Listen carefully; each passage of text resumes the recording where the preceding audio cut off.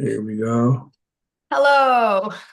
Tonight we have a special guest I'm excited to talk to and learn more about. It is Tuck Taylor. He's going to discuss the flow-based journey to athletic success and also share some journaling ideas and prompts as well. So, hello, Tuck. Hey, how you doing? Thank you for having me. But of course. Yeah, so I'm excited to share with everyone tonight on kind of my journey, um, my flow-based journey to kind of where I'm at now, and then kind of how I integrate some of the esoteric practices that are out there that we learn that we participate in Joseph's groups, how I tailor those for the athletic population. And kind of what flow means to the athlete and what the flow-based journey is for the athlete, to kind of get them to take a higher perspective on their journey. A lot of them don't realize that they're on a journey, that they can be enjoying it right now and being in the moment. So it's kind of allowing them to capture, they'll be a little bit more mindful on their journey and be more deliberate and intentional about what they want to achieve. And were you at any point an athlete yourself? And is it your experience from being an athlete and where you're at? Was there any point like you were an athlete and then were you in this as an athlete, or did you discover this, afterwards? Mhm. Yeah, so a little bit about my background is I played college basketball at the Division II level at the University of West Florida. Had a decent career there. Met a lot of great people. Had a lot of good times, good memories there. As a student and athlete, there was nothing I would change about my experience there. Um, where when it comes to the mental performance aspect and the flow-based aspect, I had an experience my junior year where I started playing at a level a little bit higher than I expected that I could, and it was from getting myself to a certain state of consciousness and kind of just living and acting from that. And so I always like to share that experience, and it was very kind of like unintentional how it happened, but I started to dissect it a little bit and then figured out how to like more intentionally live from that same space. That is fantastic. I'm so glad for you for that. Um,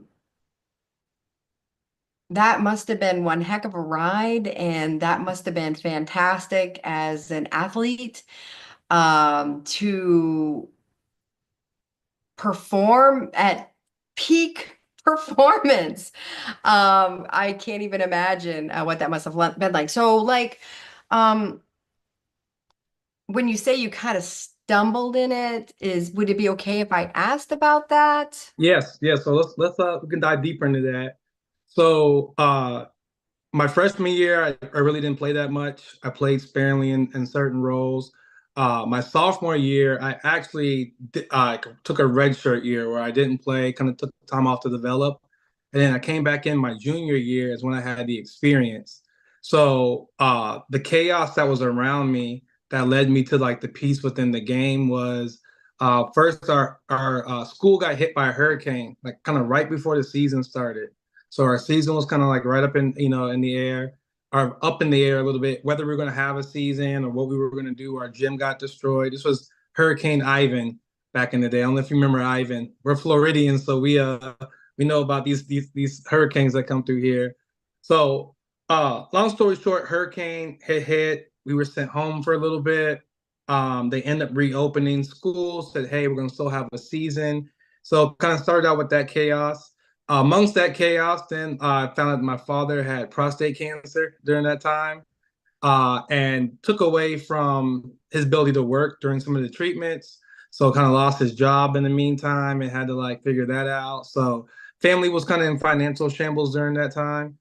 and just a bunch of just other stressors. It was like a very, from the external world, a very stressful situation.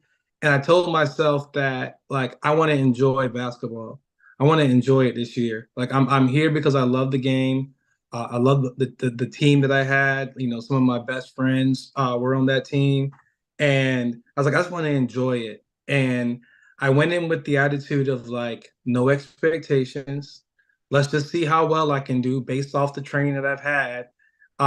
And I end up starting, which I went from like not playing my freshman year to sitting out completely my sophomore year to starting my junior year, all in flow, right? And then end up shooting the ball really well. I wasn't really recruited as a shooter, but I found this niche and this kind of pocket of peace every time that I shot, and I end up shooting a really good percentage. I think I'm third or fourth for the season in the school record book history for field goal percentage, and it was um, it was a really cool experience just being in the moment in the games, seeing time slow down, really enjoying the feeling.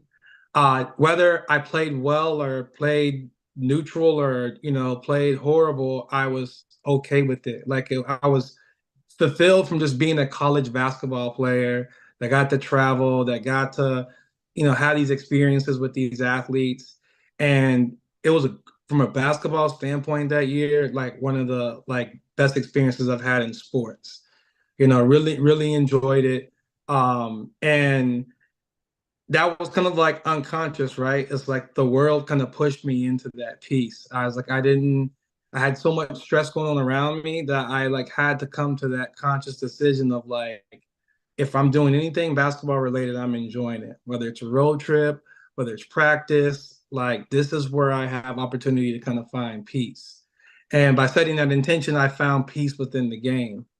From there, I dabbled around in some like semi-pro leagues, and then decided to move back home to the Tampa Bay area, and I launched my own sports performance business called Beast Athletics.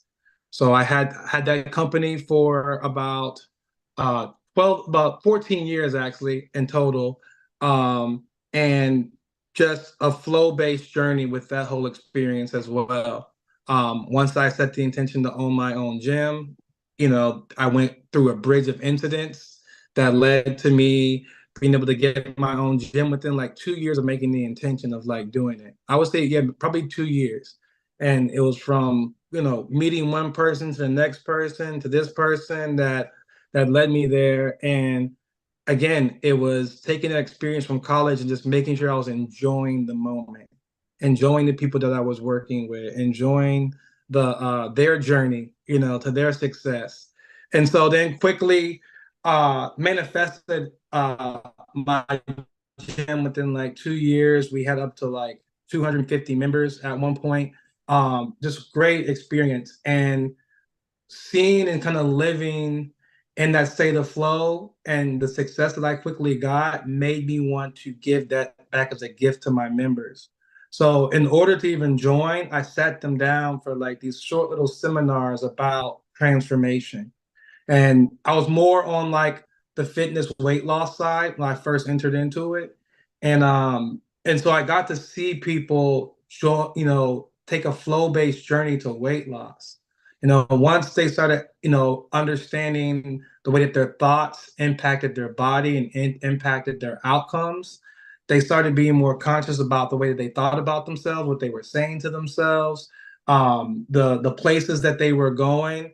They became more aligned with the things they needed to do to actualize the success.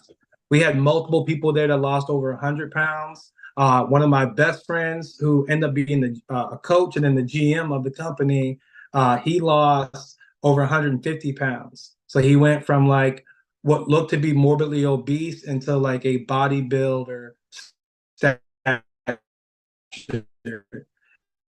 And it was all the shift that he had and like what he could be, and that's where a lot of the conversations would center around is like, can you see yourself at this higher level? What do you look like? What does it feel like? What are you doing? What are the actions? Like start to align yourself with that and feel it. And then a lot of the things naturally happened, right? Like when you make that oath to like transforming yourself physically, you when you can see it, you can kind of see what you can look like. You start to be more deliberate with every step that you take. Like you could almost see, like you're in a tunnel. The best analogy I can use is that you're in this tunnel and you can see the light at the end of the tunnel, but it's far away. And you know, though, that each day you take a step closer, that light's going to get bigger and bigger and bigger, right? And you're going to notice how closer and closer you're getting. And the closer you get, the more inspired you get, the more motivated you get. And then, boom, the shift happens, right? And that's what ended up happening with multiple members at my facility. And they were just all actualizing their higher selves when it came to their physical health and their fitness levels and a lot of other things. So that was an interesting experience. And then I started getting more and more athletes in. So I started attracting first at the kind of the high school level, and then a lot of kids that I worked with in high school were in college. So I started working more with collegiate athletes, and then started getting referred to by a lot of pro athletes, and then like the sports performance side of it grew relatively fast as well. And then with that, it was the same thing. Really, it's just yes, the physical part of sports performance is important, but there's also this mental, spiritual piece. It's another pillar that when you are conscious about building it, it's going to enhance your overall performance. And that's why I'm in like peak performance. Peak performance coaches, they are knowledgeable in the physical way to enhance the body, the mental, and then a lot of us also are in tune with the spiritual aspects of sports performance as well. And so it's just creating the whole athlete by teaching them and giving them the full picture. Like, yes, it's physical. Yes, we have to train a certain way to enhance your body, but there's also certain ways that you want to think. There's also certain ways that you can leverage your spirituality into having a greater experience for a greater purpose within your play as well. That kind of just transcends winning or losing. It's you're allowing yourself to be a vessel out there. And yeah, so by kind of going in deep dives in each of those directions, I became a very valuable resource pretty quickly to a lot of athletes because I can help them in a lot of different ways. And so my current clientele consists of athletes in the NBA, NFL, MLB, also again a lot of college athletes, and then I have clients at the high school level as well. But yeah, it's been a amazing flow-based journey to helping other athletes and helping other people find that in themselves. My muse is Morpheus from the Matrix. I feel like I'm that person to a lot of people. Helping them realize that they got it. You are the one, and in order to get there, you have to let go of fear and doubt and uncertainty, and start to feel yourself into that person that you know you can be, and then after that you got to fight the agents, right? The agents of self-doubt will appear, and then the agents of imposter syndrome will appear, and the agents of all these, just like in the movie when the agents appeared, and you got to know how to deal with them. And that's the picture I paint for a lot of my athletes, and through a lot of the ways that I practice, I give them exposure to that so they can overcome it. So I put them in certain simulations and certain situations through the way that we train so that they can be present with the agent of self-doubt when it comes in, or the agent of overthinking. Grow the awareness and mindfulness of these things that are creating a little bit of resistance. And then now that they're present to that space, they can utilize specific tools to reconcile those things. So yes, while you're doing a drill, you felt the agent of overthinking coming, but that was actually an anchor for you to focus deeper on your process. As these agents appear, you're not fighting them. You're almost using them as a tools of awareness so that you can lock in deeper into the skill or task that you're doing. Now you're in flow, right? Now you've let go and you've allowed space for divine intervention or flow or whatever you want to call it, where things feel more effortless and things are more enjoyable, and you're less triggered by mistakes and different things like that. You're just in that, they call it the autotelic, right? Where you just are being internally fulfilled by being part of the process. And by doing that, now you're learning faster, you're gaining new skills, you're having fun, it's easy. And when it's easy, and when something's easy and you're getting better from it, like that's what gives you those quantum jumps. It's like you enjoy practicing, you enjoy researching, you enjoy doing whatever these things. That's what really gives you that quantum jump. Is once you take that flow-based path. But if it's a grind and if it takes grit and if it's like sacrifice and if it's all of that, it's not flow-based. If you feel like you're giving something up to participate in the sport, you're not looking at it through a flow-based lens because there's so much that you gain. There's so much fun. There's so much benefit from it. How do you guys relate to kind of what I'm saying as far as the athletic journey?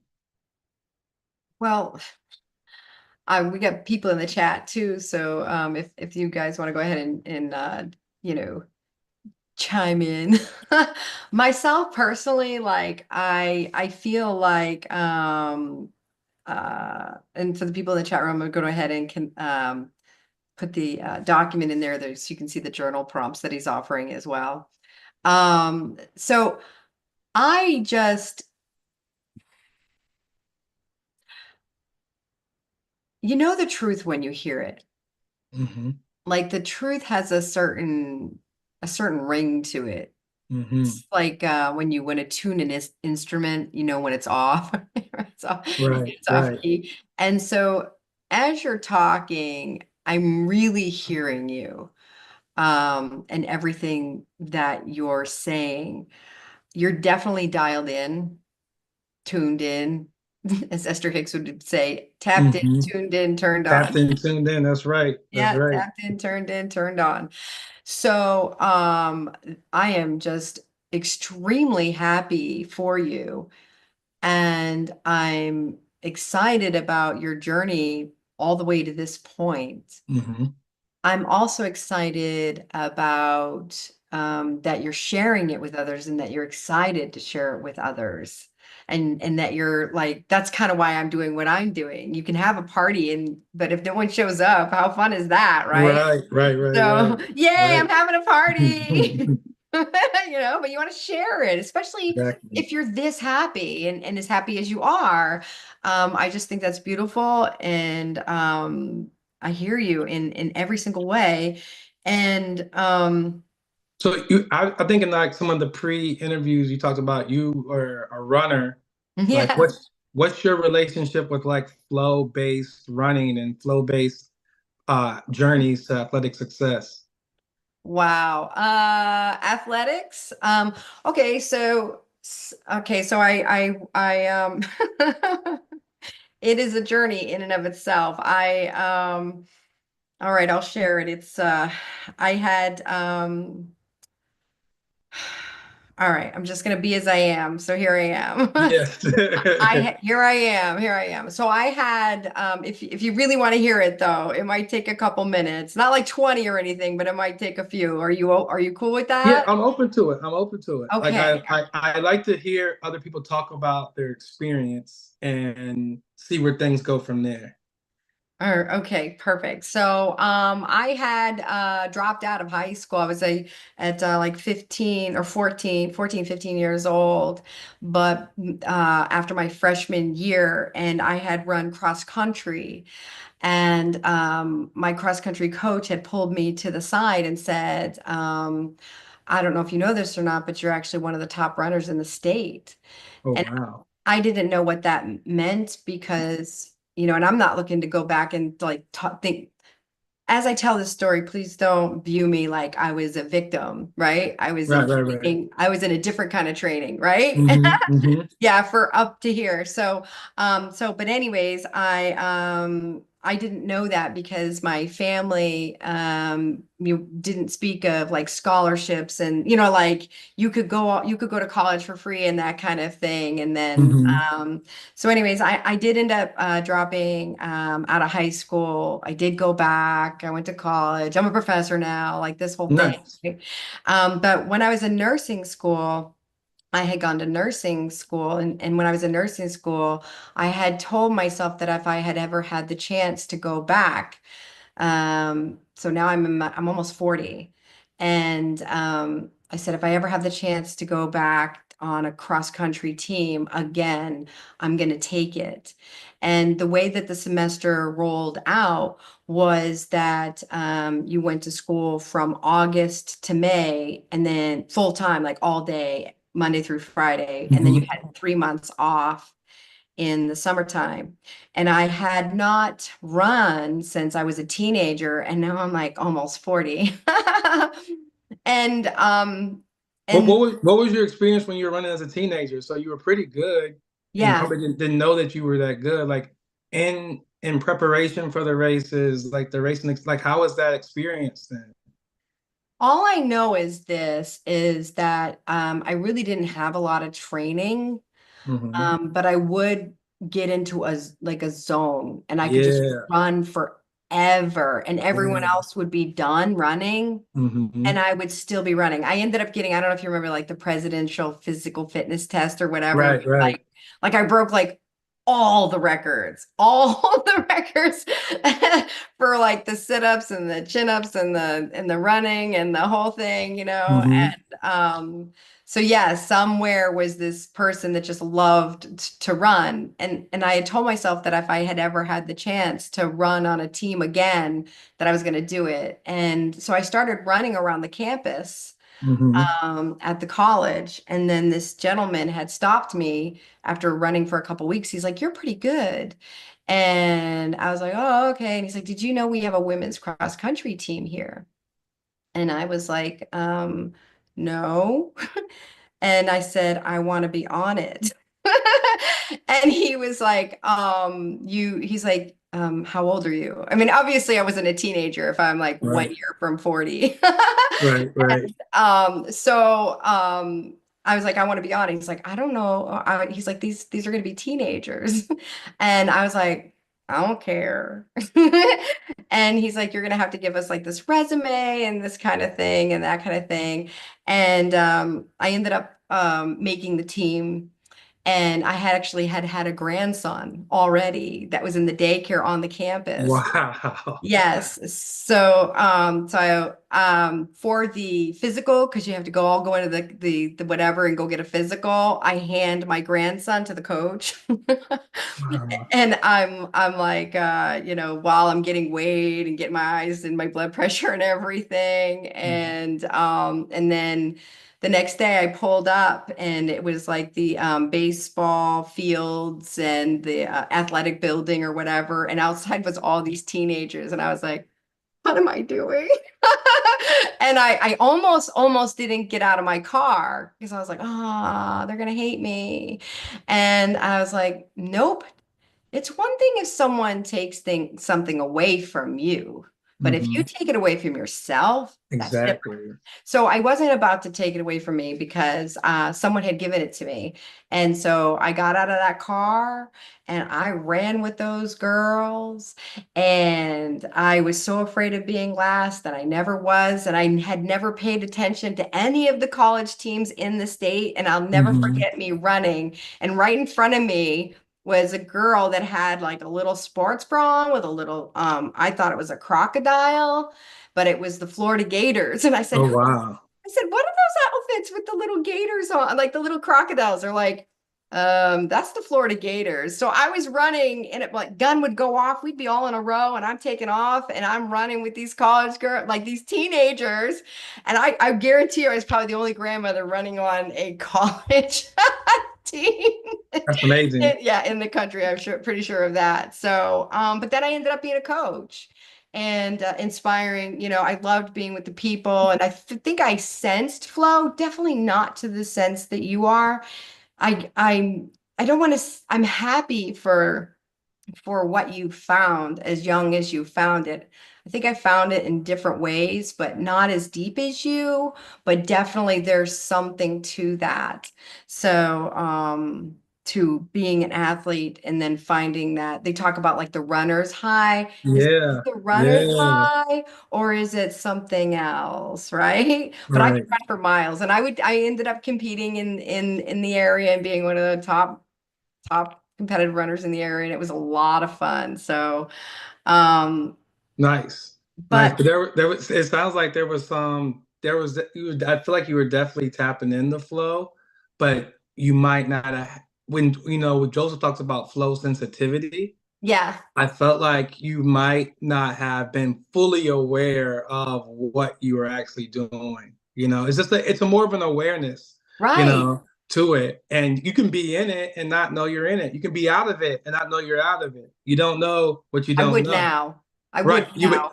you would for sure know now. I would For know for sure. sure know Yeah. now. Yeah. I'd be like, And so oh, that's my goal, is to kind of awaken that sensitivity within my young athletes. So now that they can enjoy the journey that much more. Because flow feels good. Flow yes, is fun. yes, You know, everything. Fun and flow, you're fulfilled when you're flowing. And sports for a lot of us was like escape from a lot of other things that were going on in our lives, and so when we can experience those moments of peace and bliss and fulfillment, like, when you are performing better, you're feeling prosperous, you just have these feelings. And why not make it a priority? If we know that we perform our best and we enjoy our performance more when we're in the zone or in flow, now let's prioritize that. Let's make a priority to be in that more times than not. And it's not this elusive thing that everybody thinks it is. It's not like you can only experience it sometimes. It's like when you are intentional about being in it and you prioritize it, you can experience it more times than not. Right? You know when you're in it, you know when oh you're out yeah, of it. You know when you're slightly dipping out of it and you can get back into it. right. Yeah, Right? yeah. It's you like a you know muscle. how to recalibrate, and how to get there. And it's you start to be a flow junkie. You start to find these different activities that you can do to get into this state where you're flowing and maybe like in a conversation you're articulating things really well, and you're relating with your audience and resonating with who you're talking to. That's all flow. And performance is when you're feeling one with your teammates, feeling one with the environment. You actually start to, some of the science and like athletic flow is, there's parts of the brain that actually start to turn off.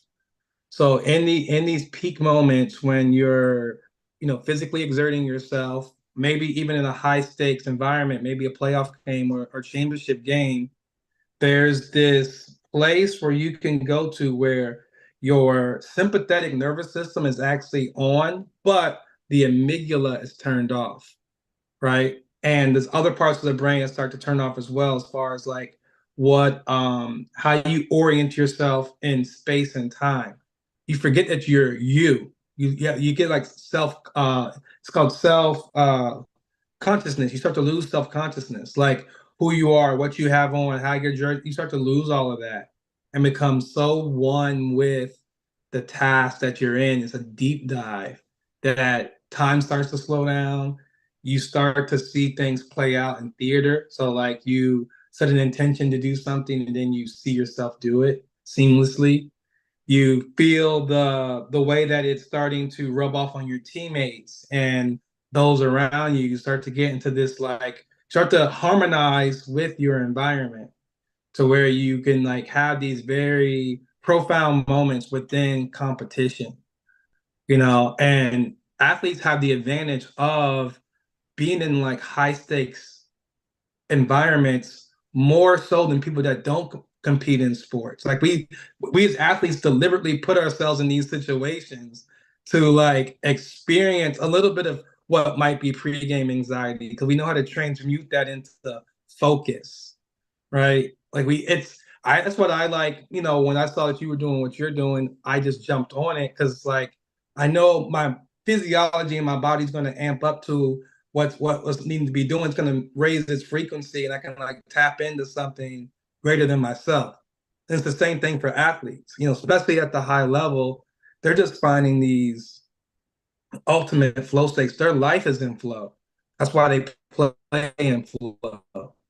Things are the way their schedule is, their recovery, their practice times, the outside things that they do are such in this harmony that it's now even easier for them to step into the game and be in flow because they prioritize just being in a flow state all the time, not just when they perform. Some of the best athletes I work with, some of the conversations we had about just the way that their day to day is set up. If it is in flow, it is easy for them to walk onto the field or the court and tap into it. It's already the ingredients are already simmering for them to kind of go into these high stakes moments and really, really, really feel what that is. And when you got millions of people watching and tens of thousands of people in the stands watching so um, it's a really, really, really like sacred space that if you're tuned into, you can experience it and enjoy that with your athletic journey. So a number of things came up. Yeah, a number of things came up. If it's okay, if Yep, go ahead. for so for one, a couple of things are coming up, and a good friend of mine, she's also from the Joseph's group, Flow Based Mastermind, Prosperity Mastermind. She had said, she made a quote, and she quoted someone, and she says, the way you do one thing is the way that you do everything.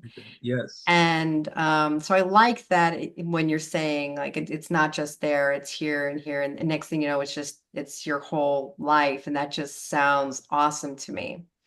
Then the other thing that comes to mind is two statistics or two studies came to me just this past week. And one was there was like, I guess some monkeys on an island. And when one monkey learned a skill, and then another monkey on that island learned a skill, there was like this tipping point where if 100 of them on that island learned, it ended up being enough that monkeys on a whole other island would actually have the skill without ever having met the other ones. And so I thought that was really interesting. And then there was another one that was talking about wolves and wolf packs being able to kind of do the same thing without ever having met been in proximity to them. And I just thought that that was very interesting. And the reason why I bring that up, because I'm like, if you're, okay, a couple things. For one, you said that you had about 100 people in your thing. So, so what is, right? What does that do?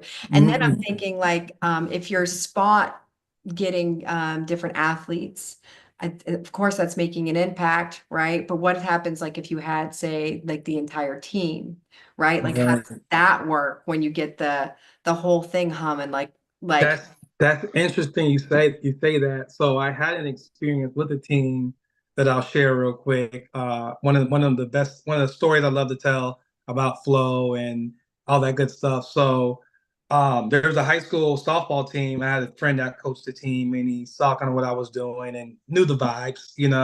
And this team hadn't won their district in I think 10 or 12 years. So long story short, I ended up doing 3 sessions with them. Really helped open their minds. A lot of aha moments. A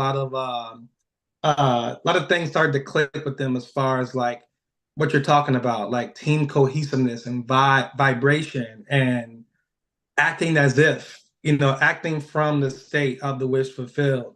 So they end up doing really well. They end up making it to their district finals. All right. So they're playing a team, one of the best teams in the area that beat them previously 20-0. Now, this is softball.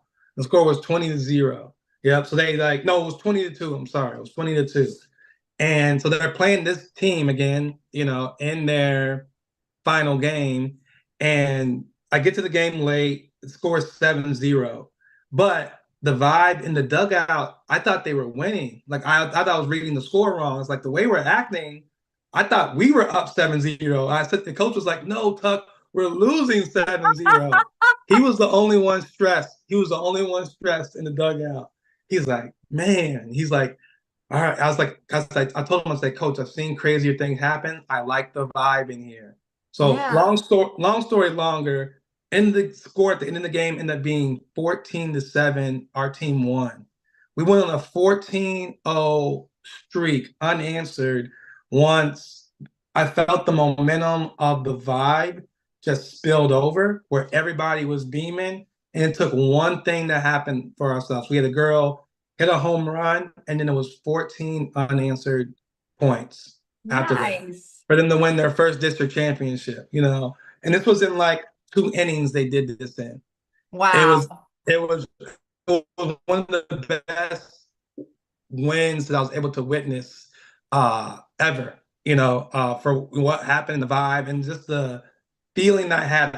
I knew they were going to win, even though the things looked like they were, you Oh, know. That's yes. where, you know, we talk a lot about spirituality is like conform not to the patterns of this world, but be renewed, be transformed by the renewing of your mind so that you can test and see that what God wants for you is true. And so I felt like that's what that was. It was like I wasn't subscribing to the fact that they were down, but more judging it more about the vibration, what was happening in the dugout. And I felt it, and I felt it was so crazy. Even going back to that moment, I remember the score still being 7-0 and being so happy that I started to tear up just a little bit because I knew we were going to come back and win. And Oh, I was like already living in the moment though. I had timeline jumped to like where we won. I was like, how would I feel if we won and we came back from 7-0? I started tearing up. I was like, oh my, we're getting ready to celebrate our first district championship in 12 years. And I didn't say anything to anyone that I felt that way. I just allowed myself to do that. And then boom, we go on this massive streak. The dugout is erupting with every little thing that's happening, and then boom, we win. Hugging everybody. It's like it's a great experience. And wow. they went on to win their district championship 5 years after that. They won the 5 year streak and win their district championship. But it's Whoa. again, yeah, yeah. So it was again just teaching people about vibes and thoughts and how these things really have power to produce things in our physical world when used intelligently, when used intentionally. You know, Yeah. you can create an experience. You can even better co-create an experience. You know, when you have two people now in alignment with the same goal, feeling the same way, thinking from that goal, that's even more powerful. Then you have 3 people, 4 people, just like you said with the study, like it spreads pretty quickly. Yes. And you get into these collective vibes and have these amazing experiences that all have been kind of orchestrated and co-created by everyone involved. And it's really cool stuff. But yeah, so that's the those are the vibes, man. Like it's like let's think a little outside the box. Let's think from the wish fulfilled, and let's let everything kind of flow from that and align from that. Once we can think about it and we can feel it and we can see it and we know what our beliefs are going to be from there, like we're really starting to get the a very clear vision on what it is that we are evolving and becoming and being. So but yeah, and so the whole meditation and journaling thing came about was at the end of a lot of my physical sessions with my athletes, we would lay out for like a group meditation. And sometimes I would have as many as like 15 to 20 athletes in the session. And then we talk about the strength in numbers as well. I'm taking them through these guided meditations of them visualizing themselves at their highest peak, you know, or a higher state, allowing them to feel it and live from it. And then boom, many of those athletes went on to have, a lot of success. I think sometimes you gotta give people a glimpse of what they could be. And then from that very moment, everything else starts to change in the line. It's like, wow, I saw that. That was clear. I felt that. I want to feel that way. Let me start to continue to feel that way and start to do the things that are in alignment, because it's very possible for me. I see there's a possibility for me to be there. Right? That's what the vision gives you. Is like there's a possibility that I can get there. There's a desire. I saw it. All right. So now let me start to think from that and live from that and get clear on what that vision is for myself. And then you start to become more deliberate and intentional with your actions. And then you have the realization that you are it. You are it. And the more and more you recognize that you are it, the things in your environment start to confirm that you are that person that has made that leap, that's actualized who they become from the mind. It goes for everything, right? I talked about doing it for weight loss, but there's athletic success, there's entrepreneur success. A lot of it is just getting yourself clear on the vision. And this will be a good segue into the document. If you look on the document, there are some journal prompts that I put on there, I'm gonna which try. is I'm gonna try to see okay. if I can pull it on the screen. Okay, Maybe it'll show. Okay, I'm gonna perfect. do my best. Okay, give me 1 second. I'm hoping I can.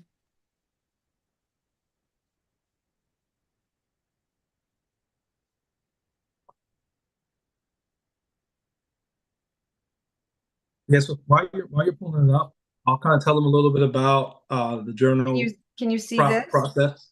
Uh, let's see.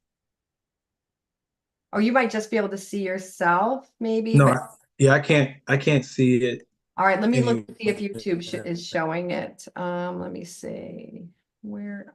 Yep, YouTube can see it. So it's just, yeah, the document's up. Okay, they can see it. Yep. Perfect. So if you look at the first part, it's craft and create your vision and commit to the vision. So some good questions that you can ask yourself to help give yourself a more clear image on what your vision is just asking yourself some of these prompted questions. So like, do you know what reality do you want to create for yourself? Like, what does that look like? You know, what do you want your life to look like? What areas do you want to change?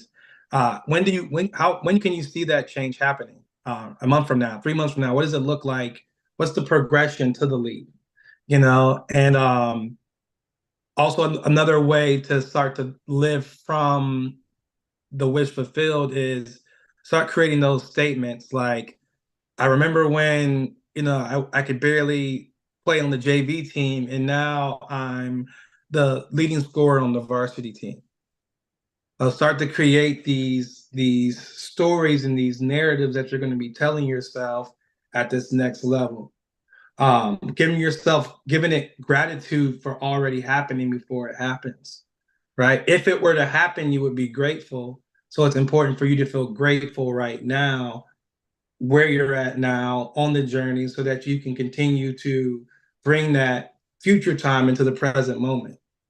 As you start to like match up the way that you feel with the way that you're going to feel in the future, is what kind of starts to lift you up into that next level. Right. And so just asking yourself the right questions so that you can get clarity on the vision is so important. So important. And it's going to allow you to have continued growth, because, of course, as you get to one level, you want to get to the next level and next level. And this is a framework that you can use to continue to craft different visions in athletics, business, finances, health, relationships. Is just, getting yourself really clear on the vision, and then allowing yourself to commit to the vision. Like, what's the commitment to the vision? And so for that next session, basically, when you can say that you're a 10 on each of those numbers, so when it says, I know what I want, like what rate yourself on that. Like one being that you have no idea what you want, and 10 being 100% clear. You want to be able to rate yourself a 10 on each of those. And now that's going to really create this burning desire for you to get there. You know, when you start to ask yourself the right questions about what it is that you're going to want and like how committed you are to that vision, you start to really, again, creates momentum, creates emotional states, energy and motion that you can put towards the vision, right? And just by getting clear on that, how are you relating with that? It's aligning to, how I feel about these particular topics Mm-hmm. for sure. I feel like being in a group helps with that. For Um, sure. and having a mentor helps with that. Having someone grounded helps with that. Having someone well, it sounds like you did all this by yourself. Like just one day you woke up and you had a bad time, but then poof. But but no, these sound they sound spot on for what we talk about in these things for sure. Absolutely. Absolutely. Yeah. And it's just bringing that to the athletic world. Like I said, because sometimes I know a lot of athletes, they don't really think about how they want their experience to be on the journey. And so then now you're not intentional. When you're not intentional, to me, like when you're not intention, you're leaving space open for random things to occur now. Some of what you want, some of what you don't want. Right, And right, now you develop these triggers and these aversions and these traumas along the way right. because you just weren't clear enough Unnecessary, on how you like unnecessary suffering. exactly. Hmm. Hmm.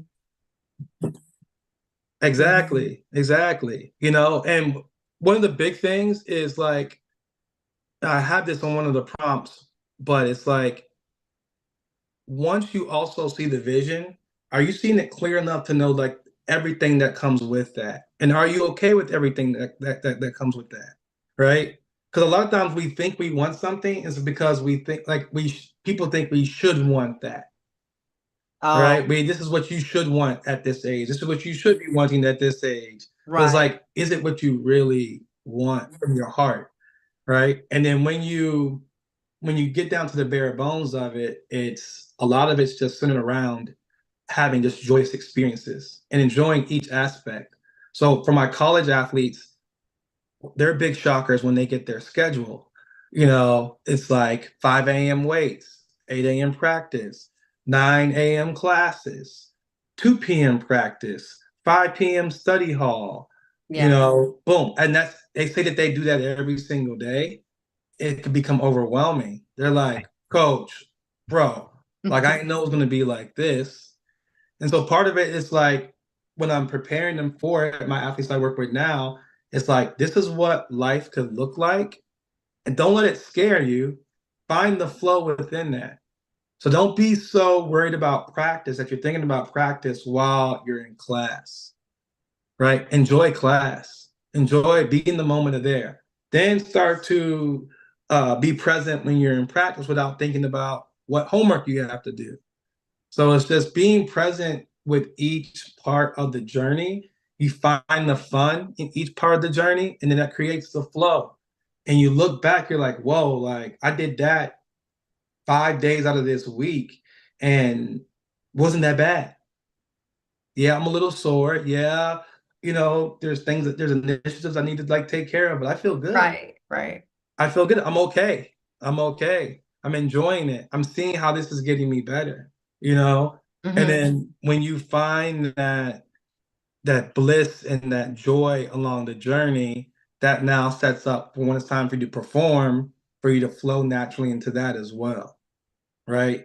Because now I want to enjoy my performance. I don't want to be thinking about the game so much that's creating like anxiety and these negative feedback It loops can. about performances. Yeah, It's like, it you can. know, how you think about the game has to be from a flow, state of flow. It's like, yes, I get the opportunity to go experience this, whatever this is going to be. However this is going to play out, I'm thankful for the experience. It can make the whole thing, different because I remember because I was going to nursing school and on the college team, so there Hmm. was practice every single day, and except for Sunday. Right, right. And then nursing school was all day long. And I remember, struggling on how to balance both of those. And there, I would have liked to have experienced it differently because when I was in nursing school, I was worried about practice.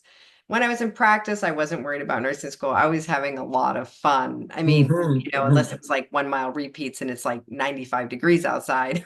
Right. But even then I was enjoying myself. But I think it would have been a whole lot different. And I like the idea of you talking about being in the now because I'm finding that the more that I stay focused on what I'm doing right now, it's like the it's almost like you're not, they say like stop hitting yourself, right? Like if you're Hmm. like in the past or you're worried about the future, and it's not actually going on, like Right. kind of like beating yourself up and there's nothing there's nothing going on. Exactly. So I like the fact of the way you've described this for your athletes because people describe it as being like the best years, but it can even be like the bestest years, Hmm. for sure. And I like the idea that these athletes that you're talking about are able to go home like this, and they're like this in this area, and this area, and this area of their life, and that's just going to be fantastic. Like I feel bliss just thinking about it. So good for you and good for them. That is, I'm so happy for you and for them. And I'm like I said, I keep coming back to, the Joseph's group's like just over like 50 people. I think he's taking new people on. Hmm. Uh, and just the leaps. Have you experienced in like an exponential Heck yeah. growth since you've been in the group? 100%. That's amazing, isn't it? So that's 50. 100%. That's half of 100, right? Hmm. But when Hmm. 50 people get together with like a sound, solid leader, Hmm. right, that is, fixed in and locked in and loaded, right? Look what happens. I mean, Right. I'm the happiest that I've ever been in a lot of areas of my life. And I'm grateful to the group. But what I'm super excited about is also that anyone who comes into your orbit Hmm. is well taken care of too. And that just makes me so happy for you and for them. And I really like um, that you're able to get a hold of younger people as well before they're however many years old, looking back and going, man, I wish I would have discovered this back, Exactly. Oh you know. man. I wish I I, would. Yeah. I tell them all the time, I wish I had me when I was your age. Hmm. Nobody was talking about this stuff, you know. Nobody was. No. And I think that's part of the hero's journey for me, right? Is to, kind of have had these experiences in college where I wasn't in flow and how the game felt and how life felt. And as I started to make flow and intention, started playing a lot better and then using that lesson into like other parts of my area, my entrepreneurial success, my success that my clients have had, yeah, it's like you're right. It's like being able to be that person for a lot of people just collectively spreads that energy everywhere. I feel like it's shooting across other areas and their families. like there's I've seen the impact on families when athletes start to really embody this. Aw. Yeah. It's like a And metronome, right? yes, It's like yes. all they all start kind of going at that same rate, same rhythm, same vibration, and there's Hmm. coherence, like Joe Dispenza would talk about, Yes, and yes, the heart brain coherence, and that's just amazing.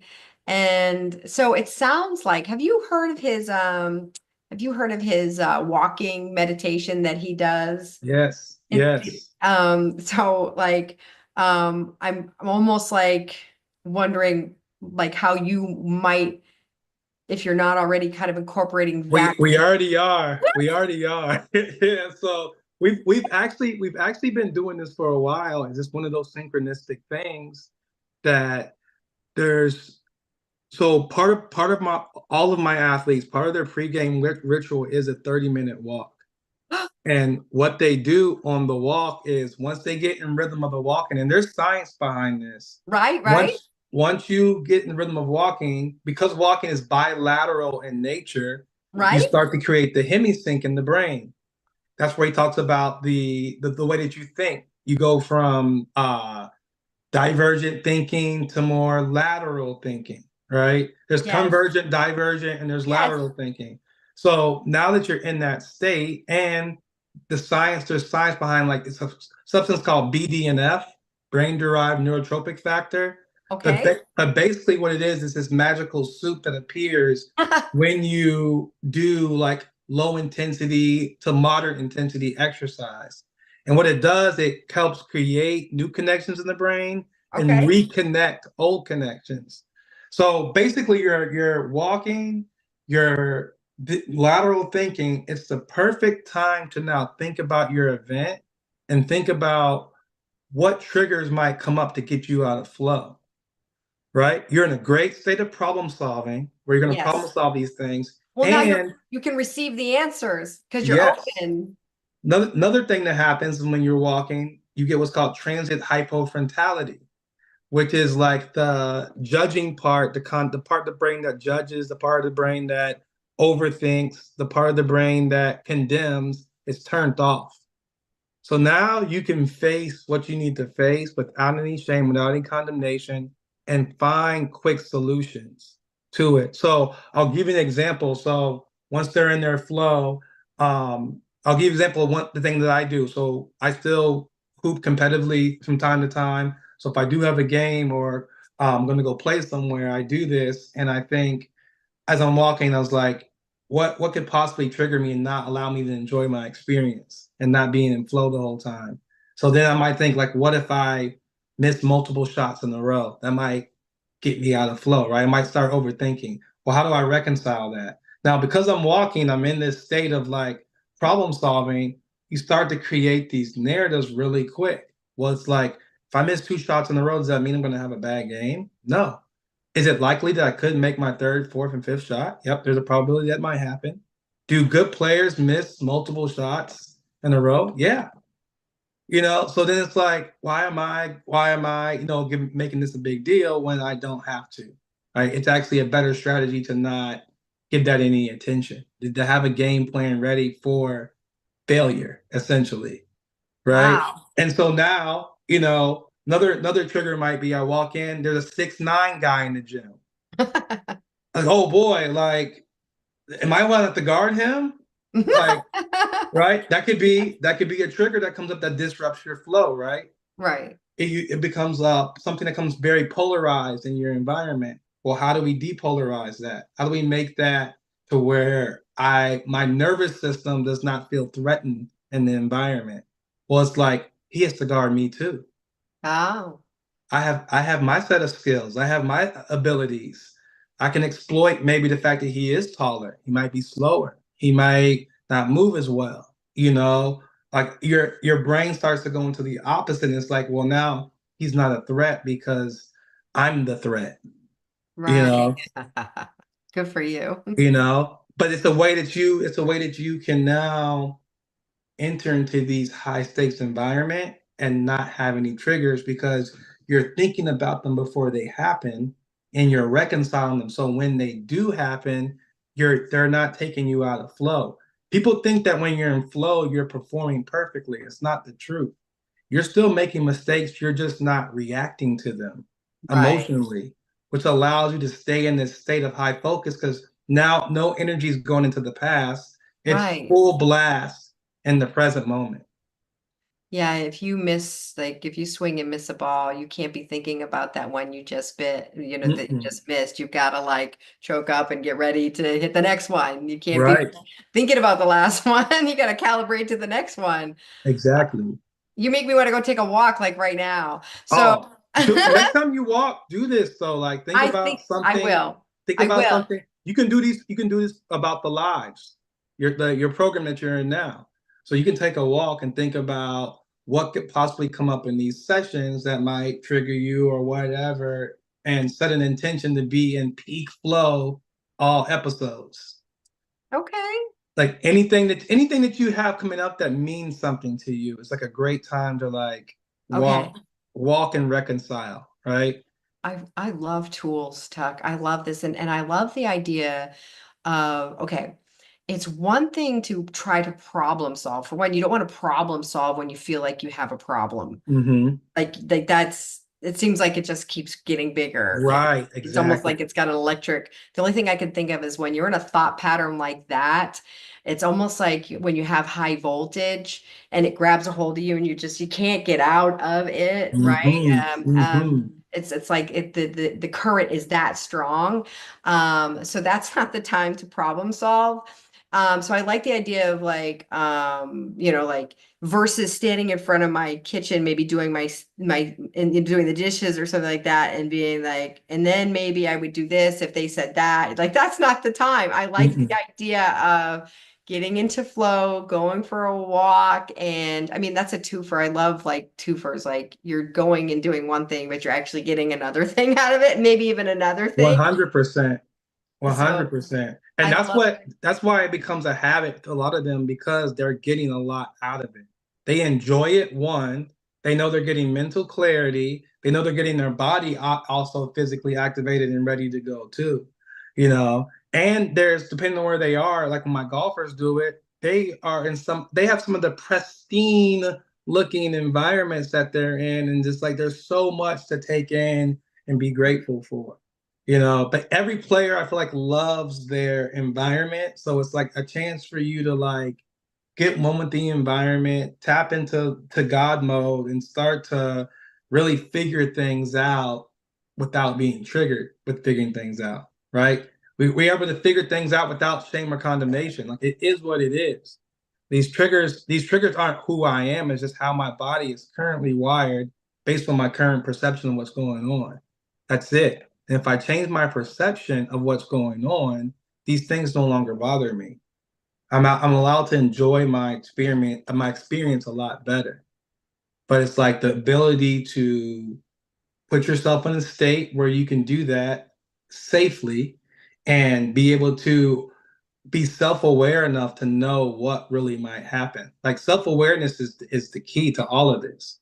It's like if you can, while on this walk, you can be honest with yourself, right, about what's about to happen, about how you're feeling, and that's what allows you to now go in there and reconcile, right? But if you're denying the fact that maybe you're a little nervous, if you're denying the fact that bigger, faster players intimidate you, you're never going to get to the point to where you can reconcile that. So it's like being okay with being a little sensitive to certain things without shoving them under the rug because they're always going to resurface. You can really act like you're real tough and these people don't bother you, but deep down inside, subconsciously they do. The subconscious is always going to win. It's going to be seen in the way that you play. The fear is going to be there. It's going to surface because it's the trigger. The reality reveals the subconscious, right? Yeah. So Yeah. if you don't go down deep and like truly ask yourself, like, you know, what is it that I'm afraid of? And answer it honestly from a place of like knowing that once I'm able to accurately take inventory on what's going on, Mhm. now I can really start to go in there and reconcile some of these triggers that are happening for me. And now I can really enjoy my experience. I can tap in the flow at will, you know. And so that's what that tool does. And it's very, very, very powerful. And another nuance is if you can walk in nature, it's 10 times better. If you can get out into nature, it's 10 times better. If you can get to the beach or you can get on a trail, man, like this the connectiveness that you have out there and the ability to get in the flow happens so much quicker for you. I like the fact that, when you describe that the golfers are, walking through these pristine, you know, places and in flow, where they might have walked those same places before out of flow and not seen a thing. Exactly. So I like the idea that they were able to experience that in flow. So this is And great. it really just slows things down for them, you know. When you are able to let go and be as you are, it clears space for presence. But when there's those other voices piling up inside of there, that takes some of the focus away from being present. One example I always give with my athletes is like a shower head that can change, has multiple settings. And Right? so when we talk about what's the most powerful one, the most powerful one is when all the water's coming to that one hole and it feels almost like a massage, right? Yes, Coming yes. out fast. The least powerful one is when it's like a mist and the water's coming out of all the little holes in there. Well, that's what I our hate that focus one. is. Right. I We don't can't like even that feel it. one. It's like It's almost it's like irritating. right, Yeah. exactly. But that's that's the power. That's what happens when there's focuses everywhere, where you're overthinking. That Mhm. just puts out a mist. It's not very powerful. But when your Mhm. focus is all on the present moment, that's how much energy you're putting into the present moment for ideal situations to happen, for you to have an ideal experience, right? And that's what it is. It allows you to stay connected with the now moment. It gives you the power to be able to do that. I never really understood the power of the now moment, and even now, even now, um, I'm learning it, more so each day. And it really is so freeing to not give any airtime to the past or the future. It's so freeing. Right. It's like I had two people just constantly right, and I'm like, like, now it's just me and my intention and my focus and flow, and it's much more peaceful, and I am finding, like, it's almost like this is gonna, I don't know if it's gonna sound silly or not, but like, I'm becoming more and more efficient in the things that would maybe have taken me, I don't even know how much longer. I'm moving at such a fast speed, even in Mhm. my body and in my tasks. It's getting exponentially fast. So the more that I'm getting in flow and being in flow and not paying it, like you said, not focusing or letting any of my energy go to the past or the future I was focusing on right now, is allowing for me, I guess. I mean, I don't know, this is my perception, but as time is going by, especially like these past couple weeks, things are becoming easier to do. I'm going faster to doing, answers are coming to me faster. I'm in a way better mood. And I'm super efficient. And that is something very, very new to me. Whereas before, I was a very forced based, I guess, some people might say like 3D, thinking like Mhm. this has to be done in order for this to happen. Mhm. And if I don't do it this way, then this is not going to happen. And maybe trying to control all the little elements of Mhm. that I don't know, perceived as needing to be, controlled, and letting go of all of that is also so freeing. But I'm finding that I I can't really explain it because I'm up and coming in all of this at a very, very quick rate, I guess you'd say. Mm-hmm. Mm-hmm. So I'm learning a lot from you even right now, and Joseph and that kind of thing. But for myself personally, being in flow, I can definitely attest to the efficiency, in all areas of life, and less less importance on things that aren't right in front of me. Right. That, and also I would say like my decision tree is shorter, like the branches are shorter. It used to be like, if this, then that, and we go like that, and then like that, and then like that, and Mm-hmm. like that. Mm-hmm. Now it's Mm-hmm. like, am I uncomfortable doing that? I'm not doing that. Is that fun to do? I'm doing that. Did it become uncomfortable? Not doing that. Like, do I feel like I have to, but I don't really have to? I'm not doing that. Is this going to take me out of my flow? Not doing that. Like, making those like incremental choices with this. I wow, I'm super excited for the people that you work with and have had worked with um, as well. And I'm excited that you're going to continue to be working with people, and I'm excited to be working with you. So I have another question. Mm-hmm. Um, some people that may be listening may not be athletes, and it's definitely been like heard before, I guess, but at least I can speak for myself. Like athletes picture, that meditate and picture different things can have like these outcomes. And then they do. And so I would say that it isn't just for athletes, right? Like Right. anyone can, right? Right. Right. Yeah. And so a lot of the my experience with kind of guided meditations for visualization and for like transformation is really being able to get the athlete to a state of consciousness when they can see themselves succeeding and have succeeded very vividly, allowing them to like be in that space and like live in that moment and how it feels. And then there's this like hangover effect that happens where they exiting the meditation, they're kind of like still feeling that way.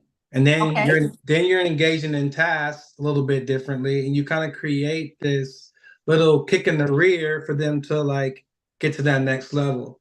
And you do that every session as you start to stockpile these sessions and guide them in different ways. You allow them to see themselves vividly from different perspectives, right? Like maybe like one of the ones I do is tailored towards more like seeing yourself, like what do you look like?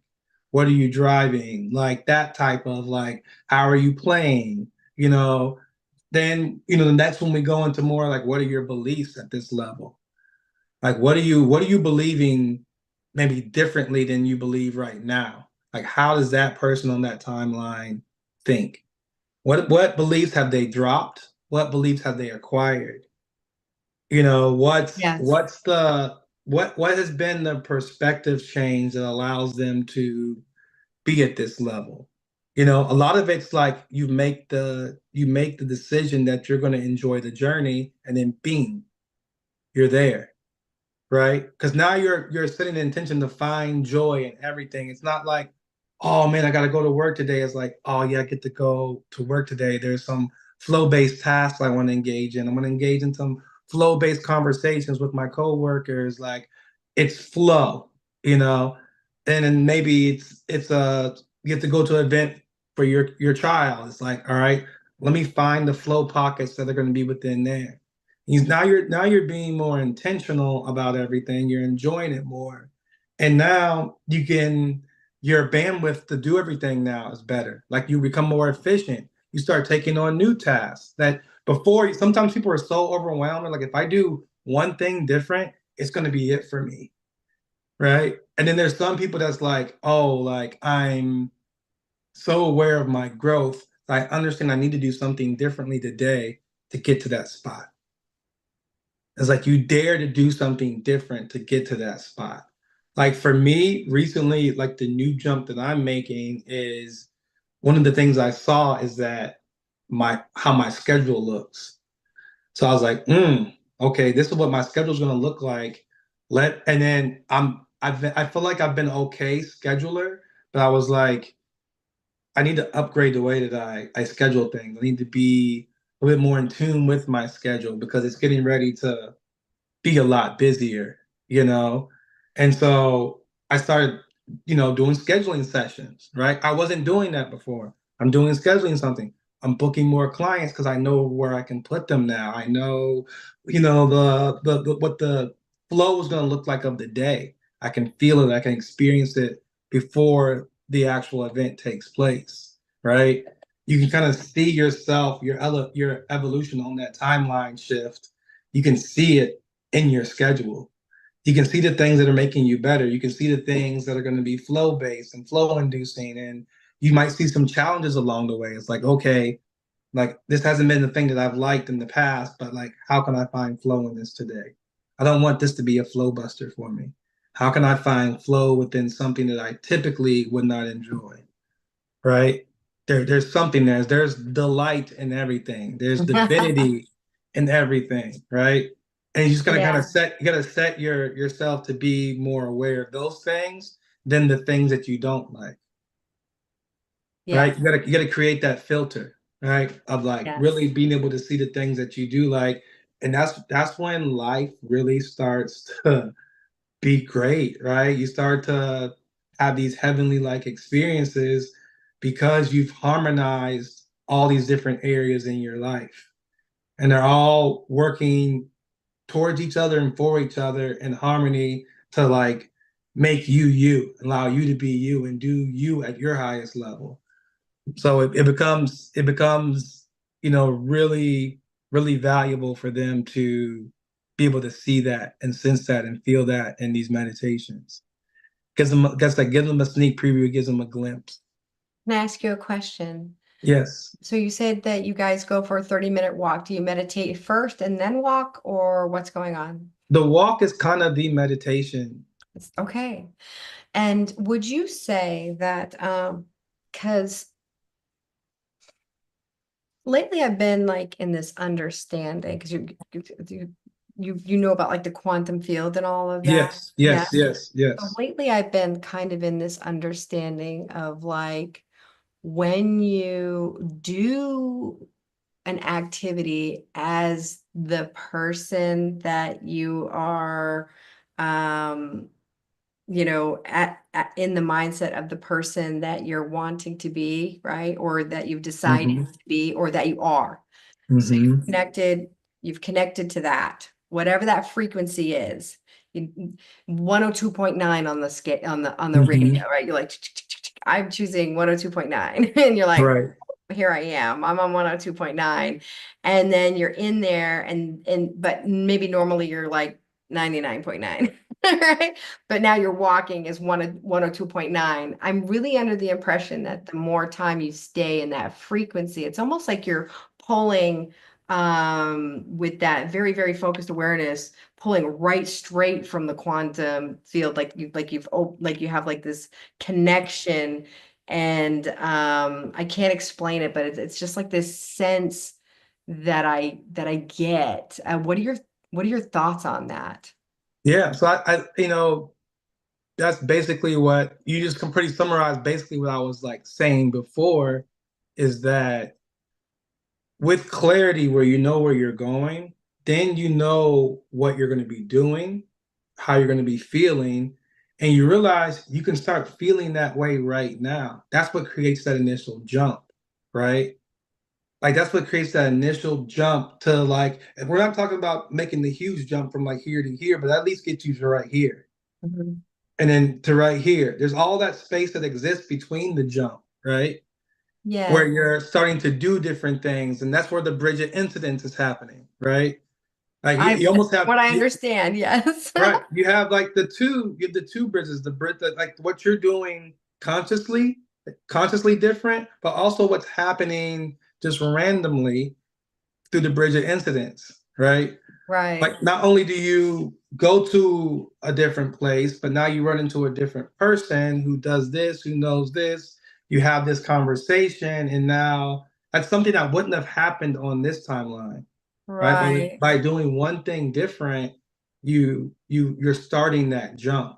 You bifurcated or something. Yes, And went on a new trajectory, I guess you'd say. It'd be like almost like a meteor or whatever hitting another meteor. They would have gone just straight for indefinite. That was the path that they were on. The object in motion will stay in motion, right? Unless right. something, I don't remember the rest of it, but it's almost like you hit something and now you're off on another deal or something like that. Well, and don't at a deeper level, that's what Jesus was doing. Jesus was just getting to a state of consciousness to where even though everybody else was on this timeline, he was on this timeline. And that's how you heal someone, right? You jump to the timeline where that person's not even sick. So now you're experiencing life on this timeline. You just tell the person, get up. Like Jesus never did this like crazy ritual to get people to, he wasn't no magician. All that's for show anyways, if he were to do it. But he didn't do that. He would simply tell the person, get up, rise, or you are healed, or you are better. The He's just Bethesda, the pool of Bethesda. And he told the guy exactly. to get up, pick up your mat, and walk. I Yes. was just talking about that today. Yes. And he Yes. didn't even, and I was thinking about that, right? I was thinking about that. He wasn't like, he was like, pick up your mat and walk. And the guy's like, but all these other things are getting into the pond before me. Pick up your mat and walk. And he wasn't like, hey, and he didn't put his hand out and try to help him and be like, you know what, actually, you know what, you probably are going to need therapy first to work out, what happened. Right. Right. He wasn't like, you know what, actually, you're not going to be able to walk first. You're going to need maybe a walker or a cane, perhaps, or I'll help you up physically. He just looked at him and said, You're fine. pick up your mat and You're walk. fine. Pick up, Right. and he did. And he Which did. which means he never really saw him as sick, Right. Right. right? Like if Right. you know someone's not sick, you're like, get up, you're fine, Yes. Oh, right? yeah. Right? Yeah. Yeah. Right? So that's the what happens when you act from and feel from that elevated timeline. You Would you you, scatter evil, you scatter sickness, you scatter all these things out with the divine, the divinity, which Joseph says, love, peace, happiness, joy, bliss, fulfillment, prosperity, right? right. So Right. there's not sickness, there's no any of that. It's You see them those as they really things. are. Exactly. And when you put on that lens, and that's the spiritual advantage now, right? Is now knowing that there's an indwelling God trying to make itself known through you, and that God is love, peace, happiness, joy, bliss, fulfillment. You know you're acting from that divinity when you choose to see things as that.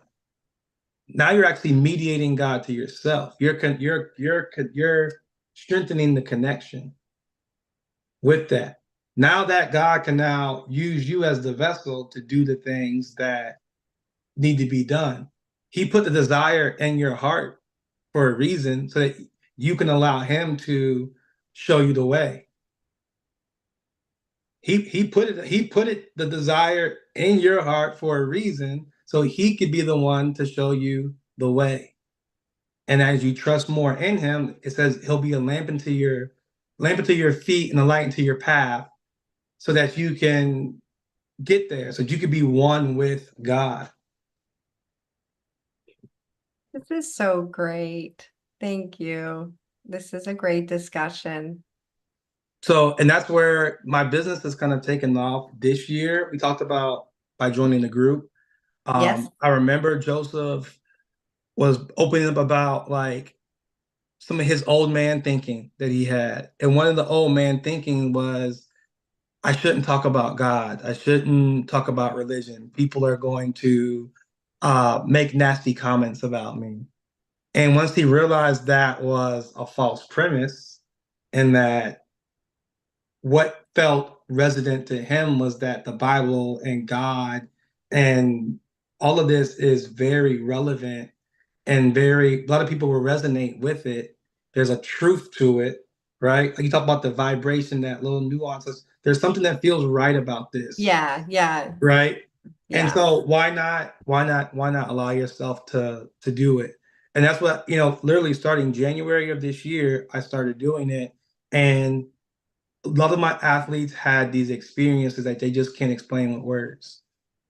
That's so great. Yes. Yay. Yeah. So yeah, and I think there is an advantage to leveraging your spirituality. That's when it really feels like life is rigged in your favor. When you say leveraging your spirituality, what does that mean?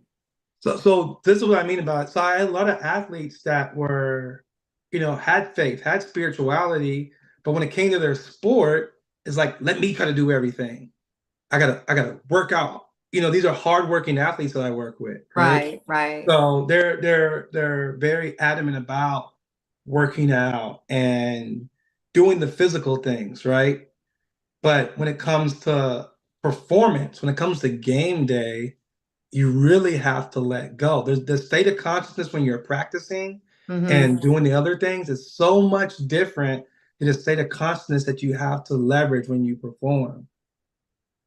And Yes. so getting them to understand that, like, yes, you practice 5 times a day. That might be a little force based, but when you play, you can let go. What's the point of practicing so much if you're not going to let go and let God? Let literally instinct and intuition kind of take over and be in flow. Like, why overthink if you're practicing and you're working so hard and you're preparing so well, right? And it's helping them slip into a state of consciousness where now it's transcendent mental, it's now spiritual. And things are starting to play out in theater. They're losing self-awareness. They're losing even the identity that there's an opponent. Like they're just in the moment. There's a task that they're completing, but the identity of the opponent does not matter. It's just they're in a task that they're completing, right? They almost Yeah. lose sense of self, what they are. And Right. now you're in the space where you're trusting and you're enjoying. So when it's time to do something, there's no overthinking it. Your body seems to have its own intelligence, right? Probably doesn't seem to. It probably does. It does It so many things it by does. itself. It does. It does. And that's where you have those moments where you're like, I don't even know what I just did right there. But like that was cool. Right, right. It's just very instinctual, right? Very intuitive, you Intuitive. know. Yeah, yeah. Um, so yeah, so that's what I mean by leveraging your spirituality is like who do you know how much better you're gonna play and perform and how much better the experience is gonna be when you go about it from that standpoint. The scriptures that you study, the Sunday services that you attended are all for you to pour all of that into the things that matter the most to you. Sports means a lot to a lot of these guys. It's like, why not allow God to help you out a little bit on this, bro? Like why not take a more flow-based approach to athletic success? It doesn't have to feel like a grind, it doesn't have to feel like a struggle. There's beauty and there's divinity in each one of those moments. We just got to get you in tune to seeing it. And now you have a more tolerance for it. Yeah, it's one of those things like like you're there and it seems like you're there like a lot, like that's your life, right? It is. In flow, right? And I remember when I first listened to Joseph, and he was like a little bit more so each day. It gets easier. A little bit more so each day. It gets easier. And I remember listening to him and being like, when is it gonna get easier? Where's this little bit more so? Because it don't feel like it. But it really was and is. Now now instead of a little bit more so each day, I feel better and more in flow and more aware. It's more and more. So it went from a little bit more so to more and more each It's day. your nature. Yeah, and I've come to the manifestation aside, right? As far as like things and things like that, like I'm finding that I'm just happy, a lot happier. And everyone, in like that I've, spoken to has this happiness about them that they would say they didn't have before. Um, so even then my quality of life, has improved. And I'm excited for, further. So I guess I'm saying this because like if people are listening and maybe they're from a different like, background or whatever, that that it might seem like it's a really long way away or could never happen, but it can. It's already in You you. just got to allow it, right? You gotta 100%. allow it. That's one thing I always say about mental performance and spirituality, as far as, wanting to master it and get better at it. It's actually about doing less than it is about doing more. Where like physical performance is about doing more, like especially when you're in the weight room, you want to lift more weights and you want to move faster. It's all about more, more, more, more, more. But mentally and spiritually, it's actually about doing less, right? John 3:30 says, I must decrease so he can increase. I must decrease. I must let go of doubt, uncertainty, overthinking, imposter syndrome. That's doing too much. That's doing the Right. most, right? Yeah. As Yeah. I let go of that, now I allow for flow to come in, which is God. It's God's gift, right? That's why it's called the present, right? The present moment, right? Flow is God's gift. And the way that we get there is being present, partaking in those gifts. And yeah, um, the the big thing is when we talk about flow is just understanding, like we said before, just being able to reconcile the things that are going to get in the way. Clear I clear like the that. path. I Just, like that. You're like you're intending, you're setting, you're like, I call it diffusing the bomb, like they would do for a controlled, yes, like a yes, explosion. yes. So Well, I like that. they set the I have to write that down. I like that. diffusing the bomb and Yeah. they set those, what do they call when they set the something around the building, the charges. They set the charges around the building and they just, they they do it strategically. The building still comes down, but in a way that they intend. So either diffusing the bomb. And so I like the idea of being in the right mindset, not force-based, flow-based. I feel like that I could really go for a walk in that way and not necessarily be like, I'm going for a walk and I'm gonna solve this Oh, problem. Like not right, right.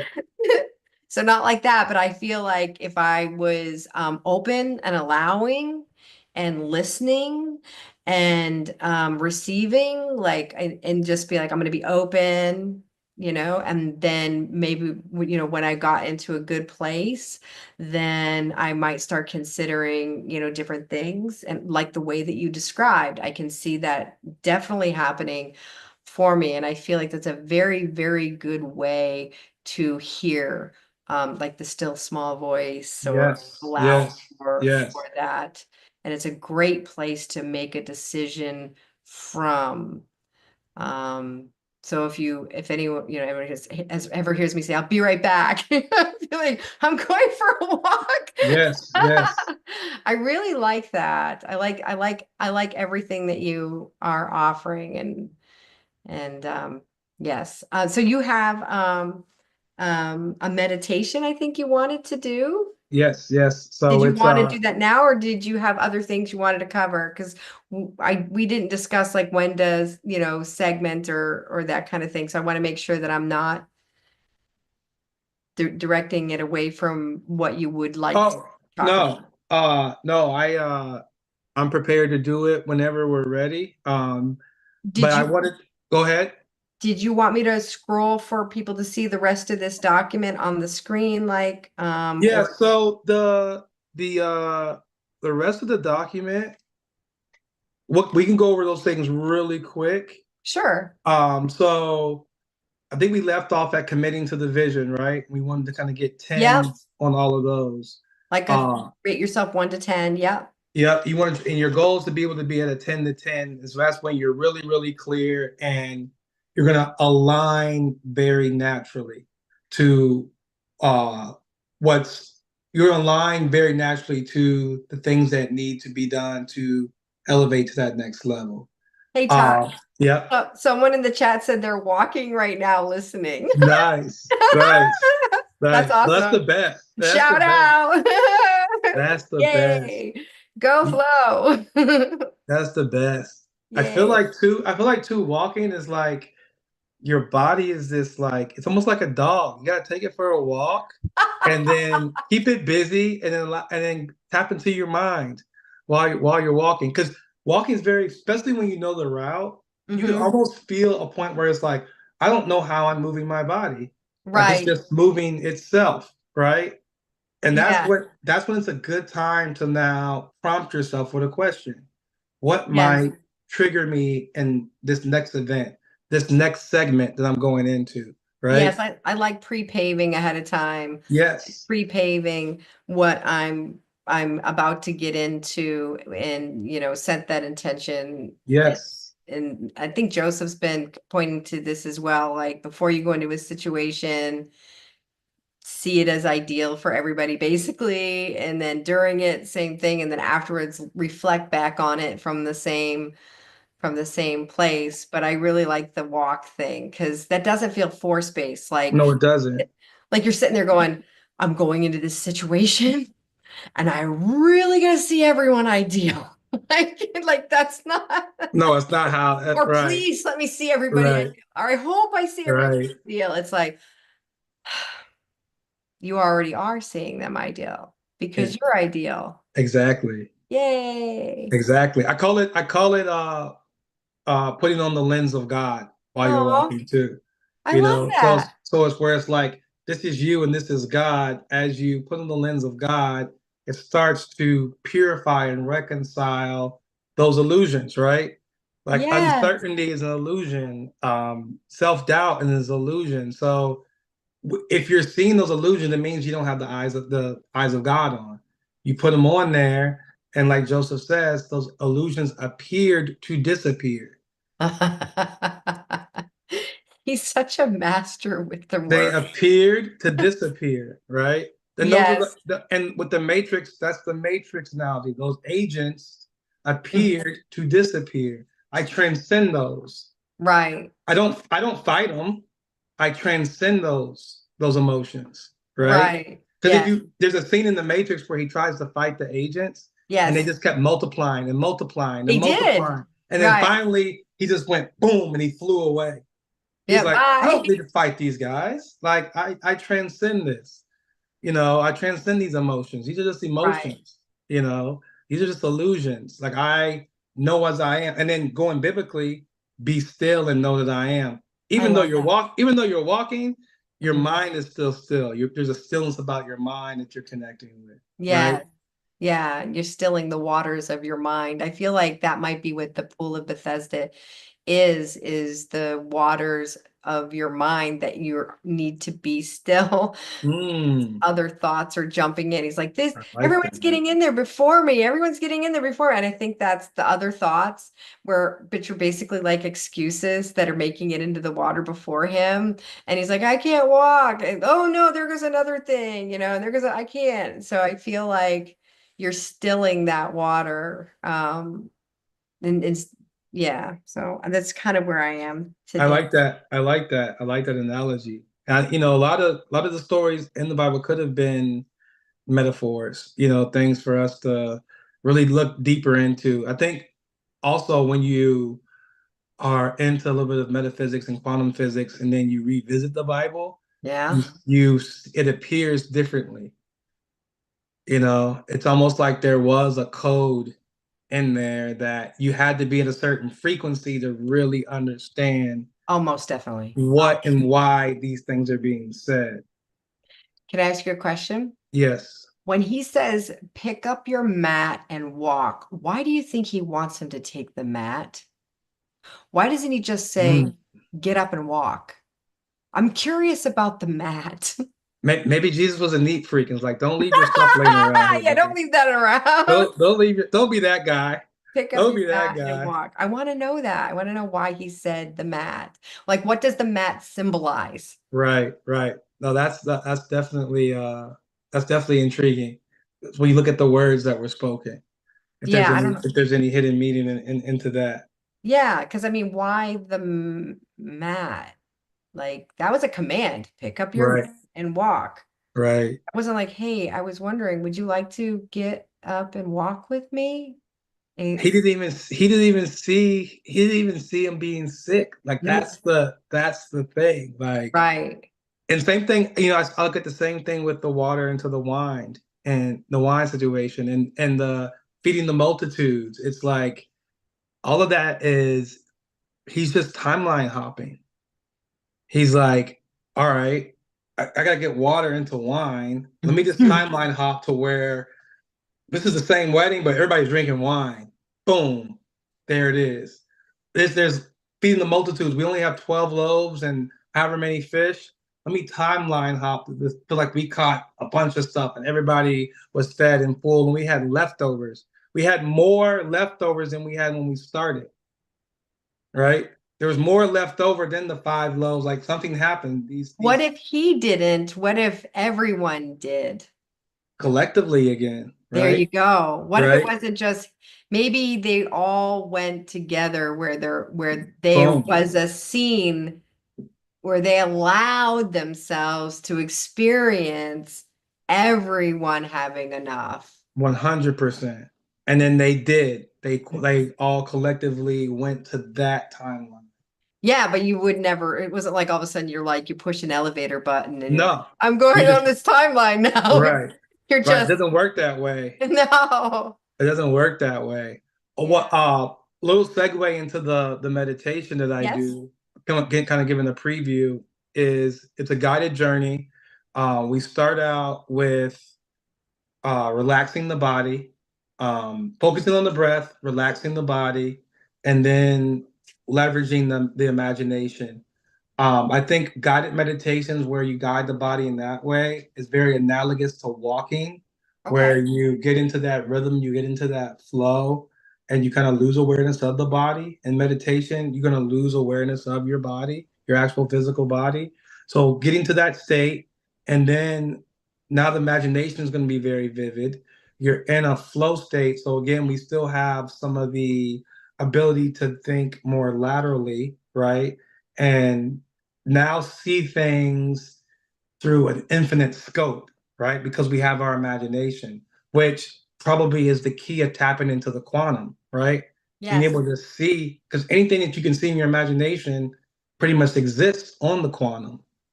That's funny that you say that because I decided to call it using your meta senses. Um, because like imagination doesn't it seem, imagination doesn't seem so serious. But if you're like closing your eyes and you're sensing things on the, I feel Mm-hmm. like that's your meta senses. Mm-hmm. That's your inner senses and that you are experience opportunities and options from the quantum field. That's Yes. that's what Yes. so I'm calling it meta senses I like that. because I feel like, there's our physical senses, and I feel like Mm-hmm. meta senses makes Mm. more sense. I like that. I like that. I think it's better articulated of what it really is. That's very Yes. clear. That's So very make, clear. yep. So you got your outer senses and then you've got your Mm-hmm. inner senses. And I think imagination um, is, it's just too broad of a term, I guess. Mm-hmm. Mm-hmm. Not saying that, it isn't that. It's just, yeah. So, but feeling like when you do that, I really do feel like you are accessing information. Tesla would say like, like he would go into meditation and he would complete entire inventions Yes. down Yes. to the last T. Yes. And then he wouldn't even begin working on it until he had fixed it and developed it in his imagination with his meta senses, and then go Mm-hmm. back and build it. Right. And then Einstein said that if you want to know the future of medicine, think frequency and vibration. Mm-hmm. Mm-hmm. So I feel like when we do go inside, we're accessing, if we hone in and strengthen those senses, right? Yes. And then you kind of turn yourself inside out, if that makes any sense. Bring in the Mm-hmm. meta senses from the inside out. Mm-hmm. Mm-hmm. Then something happens there when you're walking as if or Mm-hmm. acting as if. It's like you've kind of went in and kind of turned it around, if that makes any sense. Does that make any sense? It makes a lot of sense. It makes a lot of sense. It's like uh you are facing an infinite realm of possibilities. And you're almost like selecting and almost Yes. swipe right, right? Swipe Yes. right. Like Yes. let that looks good. Let's pull that out. Exactly. Boom. Let's live from there. Yes. And then you Boom. just kind of try on that Yes. frequency or that whatever that feels like. Because when you go and access it, it has a certain frequency. Yes. And I do feel like every person has their own frequency. Mm-hmm. And the reason why I feel like this is like if you hug one person, that energy signal from hugging that person is completely different than hugging another person, than hugging another person, and hugging another person. So I feel like we do have our own energy signal, and we're pulling, you can go find another energy signal and like hug it, but make it does that make any sense? You can access It makes feeling. 100% sense. I love the way you're articulating that. That's very clear. That's very clear, and that's a lot of how I see it playing out as well. Yeah, and so you try that on, you allow yourself to feel it. You're living from this thing already doing something great, right? The greatness has already happened. You are the greatness, right? What are you feeling like? What are the decisions are you making? Who's around? Like, because now you're in this quantum, you can start to select, right? You can start to select and live from and think about how you're going to feel as if and the great thing is you don't have to even worry about how it's going to happen because as you feel it in the present moment, now we talked about bridge of incidences, hunches, inspirations, things that are going on in the background that are bringing you closer and closer to that. You just have to stay present with it. Like we talk about with my athletes prioritizing the connection. Prioritize the connection. So it's like if you are looking for your wallet and the room is dark, it's not about you searching for your wallet in darkness. It's going to take you a long time. You're going to pick up a bunch of stuff that's not your wallet, right? Right. Right? It's going to be Yeah. tough. It's going to be a little stressful. But if you just plug your lamp in, now it's clear. You know exactly where your wallet is. You know where a lot of different things are in, where you can organize and start to like manipulate things exactly the way you want because it's clear. You can see it. But the priority is staying connected, which is going to give you clarity, is what's going to give you intuition along the way. But if you unplug yourself, now things are going to start to appear. The resistance is going to appear. You know, it's And you'll going to make decisions based on what you're seeing, exactly, which is an illusion. exactly, And just keep recreating more of that. This is from what I understand, how it works. I'm a exactly. newbie. It happened to me financially with that same mindset was like thinking I didn't have enough money. And I was like, well, where's my money going towards? So then I started investing into different technologies, people's places, and things that resonated with my goal. And those things start making me more money and more Oh, money and more money and more money and get this new relationship and these resources, right? We talk about resources. All these resources start to appear and you start to actualize wealth. You start to actualize money that was always there, right? It was always there. You just had to tap into the right frequency to make the right decisions, right? I Like would you, say yes and allow it. right. And then I forget who said this, but you can't solve a problem from the same frequency that caused the problem, No, right? Because you're literally you're staying stuck on the same timeline. So something different has to happen so that you can get to the next timeline. I think sometimes you have to stop asking. Like, have you ever used a walkie-talkie? Mm-hmm.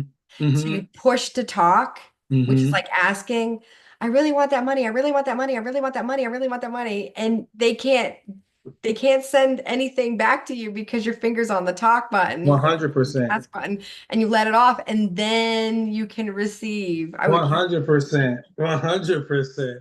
Great analogy. Another great analogy. You're on fire right now, man. That was two really good ones. No, for sure though. That's funny. I have a 6-year-old and he does that all the time. We'll play walkie-talkies and then he'll just leave his finger on the button. So I can't even like he's not hearing what I'm saying. But it makes a lot of sense. Like you put that's it one in, signal. you set the intention and then you let go and allow. And then you set another intention and allow. Set another intention and allow. Now you have a flow of communication from the 3D to the 4D, from us to the quantum, right? There's a allowance happening. We're okay right now. We're fulfilled right now. So now more of that can come in. We're not holding on to anything. We're very fluid in how we are living, right? And a lot of that comes from like detachment and things like that too, right? We're not holding on to, Intentionally, right? intentionally detaching, Exactly. intentionally detaching. And that's very new to me as well. I heard Eckhart Tolle last week, and he was like, when you talk about being present in the now, Mm-hmm. he's like, this may be going on, and this may be going on, and this may be going on, and this may be going on. He's like, but what's really going on like right now? And I'm like, wow, nothing. Nothing's going on wrong. You know what I mean? Nothing's wrong right Right. in this Right. now moment. I'm Right. totally okay.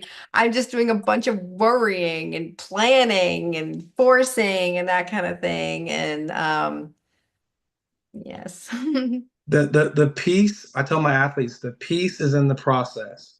So in sports, when you have a process about how you're operating, what you're doing, your performance cues, the deeper dive you take into that, it's bringing you more into the present moment, and that's where the peace is at. The chaos is that, oh, she just passed me up. I gotta get in front of her. The chaos is like, oh, am I running fast enough? Or am I playing good enough? Right? The thoughts Right. of like the past, the future. But if you're in your process, everything is okay. Yes, it does become clearer. And Yes. and that's where the enjoyability is at. That's where um clarity comes at. That's where the harmony comes from and the synchronization comes from with your environment is when you just allow yourself to be present. That's when it feels good. Yes. That's when Yes. it feels good. And so, I yes, find that's myself wanting to be like, how does it feel to be tucked? Because like I feel like you're like next level. So I'm like, and Joseph, I mean, come on, like what does that even feel oh like? man, he I resonate with him so on a Oh, deep, deep level. yes. I got introduced to Neville. One of my best friends is a shaman. Is an actual Okay. practicing shaman. Yeah, like we have matching tattoos. Like that's one of my guys. And he introduced me to Neville. I want to say like back in like 2008. Okay. And that's right around the time where I watched The Secret as well, but one of the deeper dives, and then I started just diving in deep to Neville, and it definitely it definitely resonated with me a lot, especially coming from Christian background because he uses a lot of Yes. biblical quotes as kind of like a hint on what's really going on, right? Yes. And I start to see things a lot clearer. Days got better, days got more fun, doing more, but having more fun. You Yes. know, it's not it's so funny. There's one point I remember feeling guilty. I was like, man, some people have to work so hard to make money, and I'm in here with my friends, helping people get in shape, listening to the music we want to listen to, all while giving back, like making good. Like, I was like, this is it. This is it right here, you know? And it's like, it was the first class journey, right? We talk about the first Oh, class journey, So yeah. instead of making it seem like a grind, because days were like from 6 to 6 pretty much every day, Right. 6 a.m., 6 p.m. You're going. But it felt there was so much fulfillment within those 12 hours. I actually had to train myself to enjoy when I wasn't in the gym because I had made it such a place of flow and place of Oh, that outside of it, it's like, oh man, I kind of like want to be at the gym right now with my clients, with doing something. I Like can see that. it became a very the building itself started to become a very like sanctuary to people. Like Yeah. there was a lot of reverence towards like going to Beast. My company was called Beast Athletics. Like, man, there's something about Beast, Oh, and that's what we created. It's like, hey, every single day we want to be the best part of your day. We want to be the best part of your day. You might have just got yelled at by your boss, but we're gonna treat you like a superstar in here. And that's what we ended up creating. Like, there was so many stars that came out of that building. And it was just like I said, all in state of flow. People are wrecking themselves in there. They're training hard, but loving it. oh, Love the burn that they're feeling in their muscles, love the feeling of opening up their lungs and being a little tired and that exercise high you get.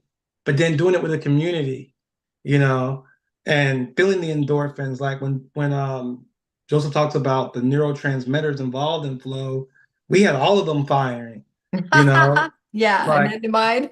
yeah, we like you got the endorphins because you're working out. You got the serotonin from we do a double tap. So that's how our members greet each other. It's 2 taps. So now you're getting Okay. physical contact without hugs. Not everybody's a hug person. Right. So it's the double tap. So you're touching. You are task completing. So now you're getting the dopamine.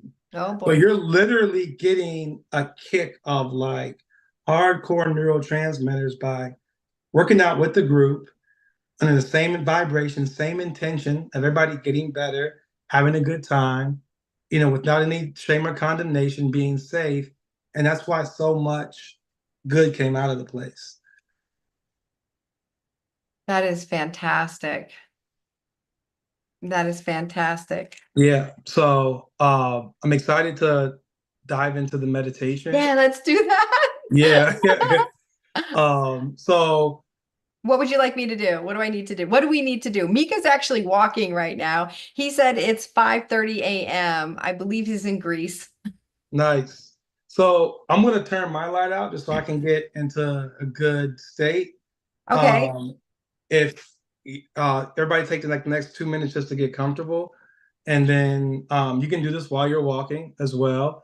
You can get into that flow of walking and kind of allow your mind to be guided with that. Obviously, be aware of your surroundings as well. Mhm. Don't make sure you're just in a safe place on a safe trail. One thing too is just think about mentally like a safe place. Like if you can like even construct one now, like what would be like a safe place for you to go and just relax and like dive deep into your mind. All right, it could be a made up place, it can be a place you go every day, it could be a place you went one time, but like start to keep that in mind. And then we're gonna flow through the journey. And at the end of the journal prompt, I have prompts at the end for you to like just talk about your experience, what you saw, what you felt, what you're inspired to do now afterwards. And I'm excited to do it. All Awesome. right, so I'm gonna turn my lights out. I'm thinking it lasts right around like anywhere between 10 and 15 minutes, I'm guessing. Okay, and is Yeah. there music or are you just speaking through this I'm just or gonna I'm just gonna speak through it. I could put some music on. you don't have to, but hey, if you can. I do have I don't know if songs it I like. translates through Zoom, but we can try it. Yeah, we could let's try it. Let's try it. Yeah. Give me 1 second.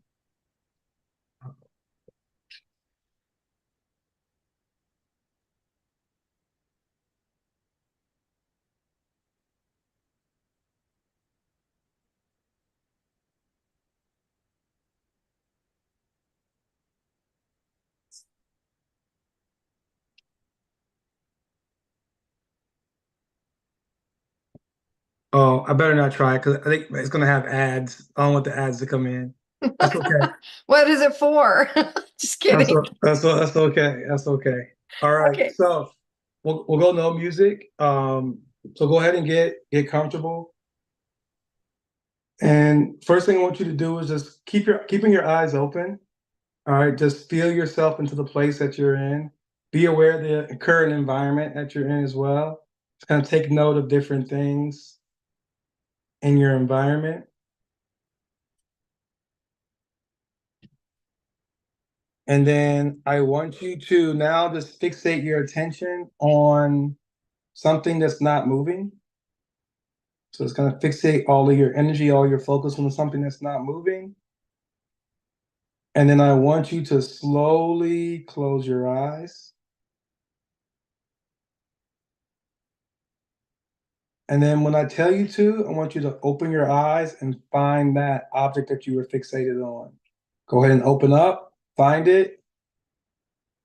Now slowly close your eyes one more time.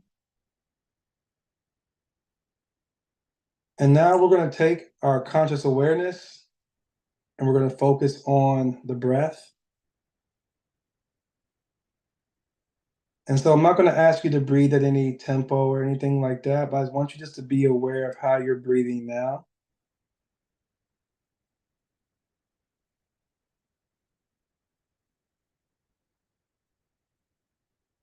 Focusing on the inhalation,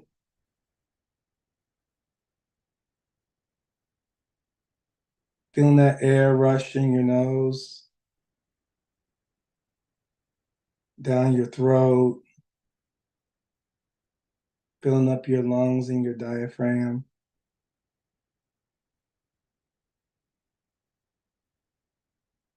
Now I want you to take your conscious awareness. I want you to focus on the exhale.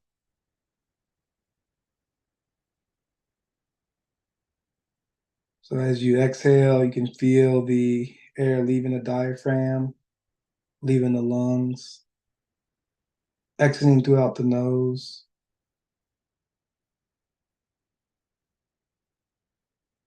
You're also consciously aware of the calmness that comes with that exhale, the peace that comes with the exhale.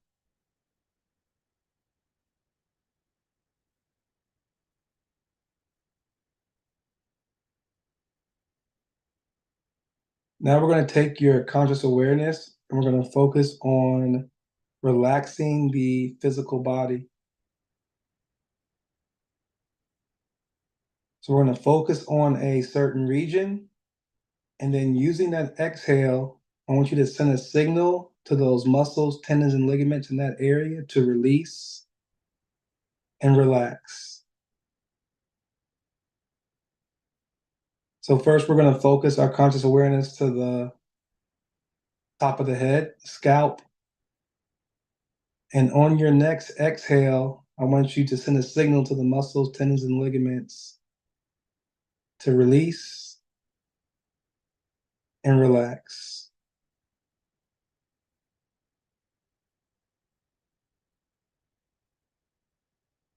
Now we're going to take your conscious awareness and move it to the muscles that make up the forehead, the jaw, and the neck. And on your next exhale, I want you to send a signal to the muscles, tendons, and ligaments of that area to release and relax.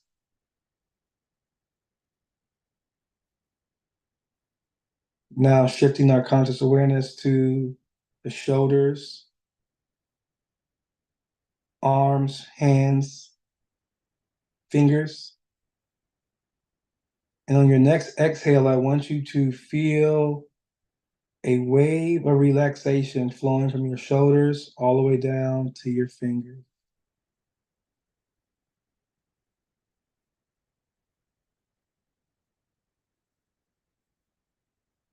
Now we're going to take our conscious awareness and focus on the trunk.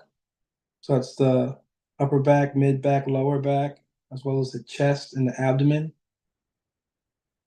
And on your next exhale, I want you to feel the muscles, tendons, and ligaments in that area, in that region, just release and relax.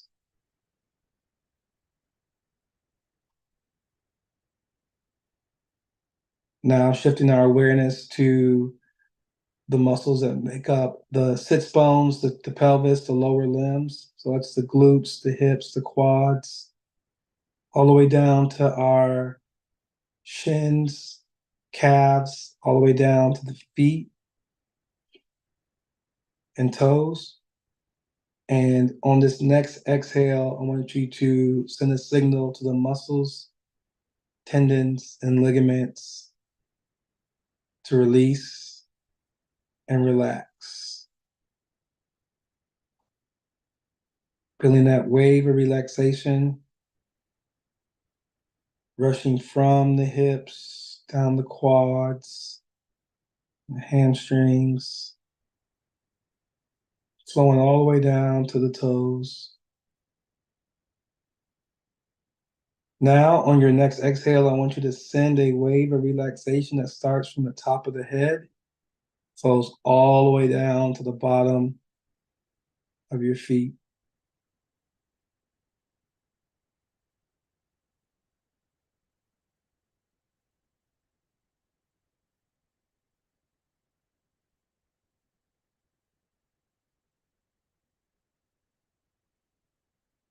Now we're going to take our conscious awareness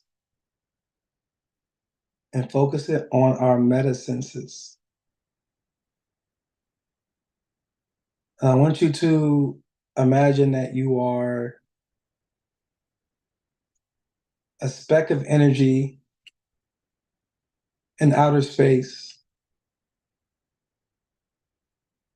facing an infinite realm of intelligence, possibilities, opportunities.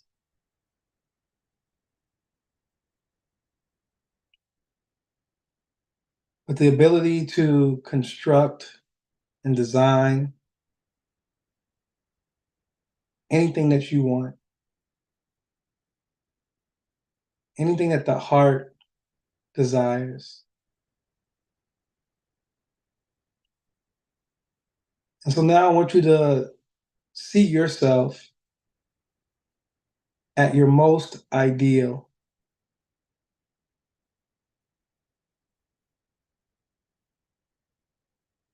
What do you look like? How are you dressing? What's your energy like? What's your attitude?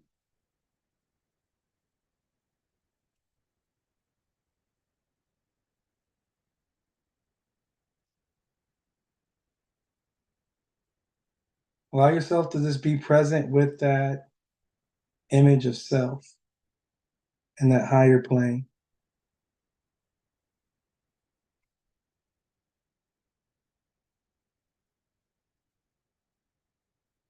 Now ask yourself, what are my skills and capabilities?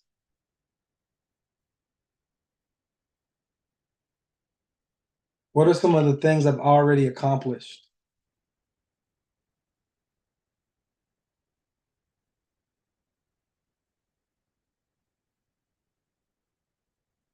What type of tribe am I attracting?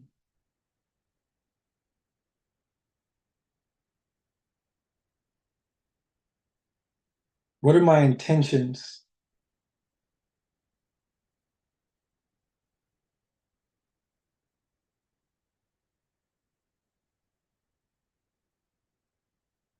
And allowing yourself to just be present with that energy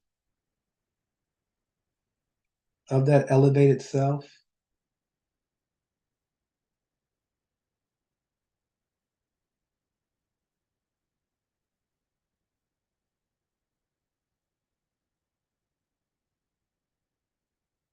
And now I want you to envision that you've just accomplished something great. This elevated version of you has just accomplished something great. Could be anything. And I want you to imagine a loved one rushing up to you to congratulate you. You can feel their energy, you can feel their excitement, you can feel their joy. And you can feel their energy just as before they embrace you. They're gonna squeeze you pretty tight. They're overly excited about what's going on. As you brace yourself for a warm embrace, you feel all of their energy. You can feel yourself kind of take it in. You're taking in the love, the peace, the happiness, the joy, the bliss, the fulfillment. You allow yourself to be present to that as they loosen their grip on you. You're staring at that person face to face, noticing their expressions.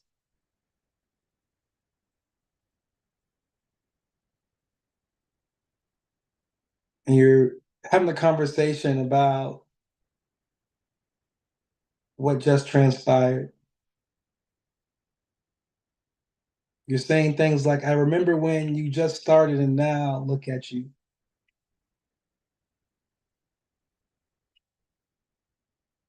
Or I remember when you said you were going to do this one day and now look, we're here.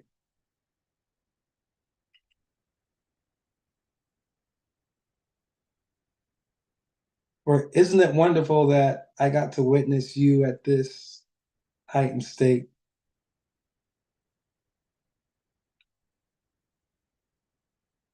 Again, allow yourself just to be present in this moment. Really capturing the essence of their energy.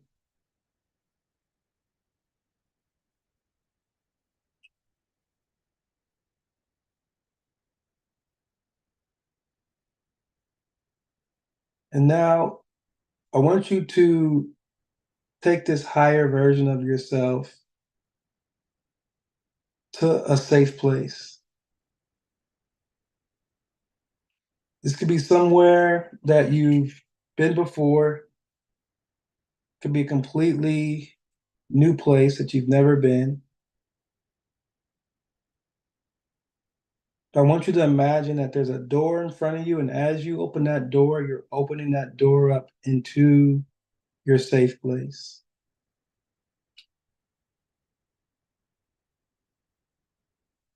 Allow yourself to take in the environment.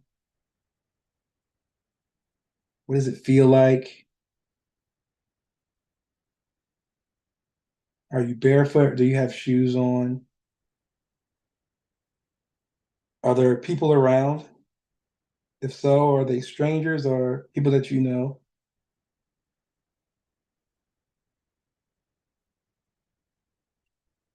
Allow yourself to walk around and just take in all the details of this safe place, giving appreciation and gratitude to each thing that you are witnessing.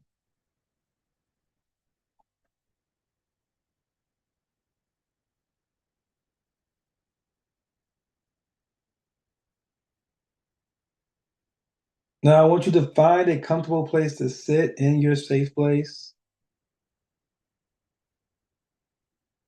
Imagine yourself sitting down and getting very comfortable.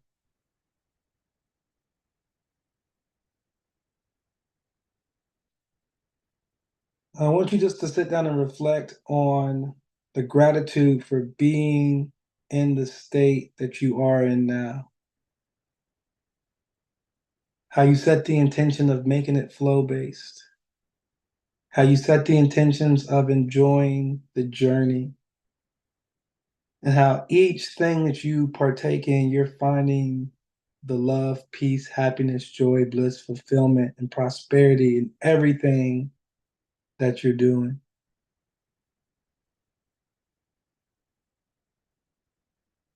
How grateful for you are to be able to get to the frequency that you are in now, where you have tuned yourself into heaven on earth.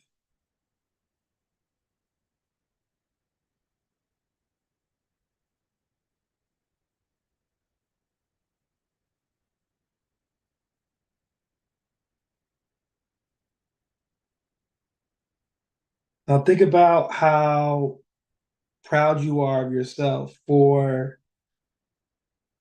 accomplishing the things you've accomplished, impacting the lives of the people that you have came into contact with,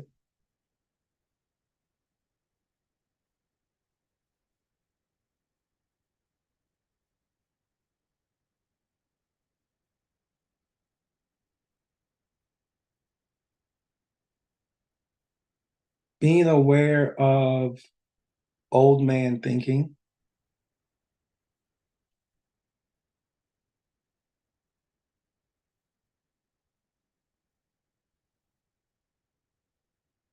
having the ability to be flow sensitive, to be able to sense when things are slightly off and get yourself back on that high vibrating plane, in that high state of consciousness, being able to quickly pivot.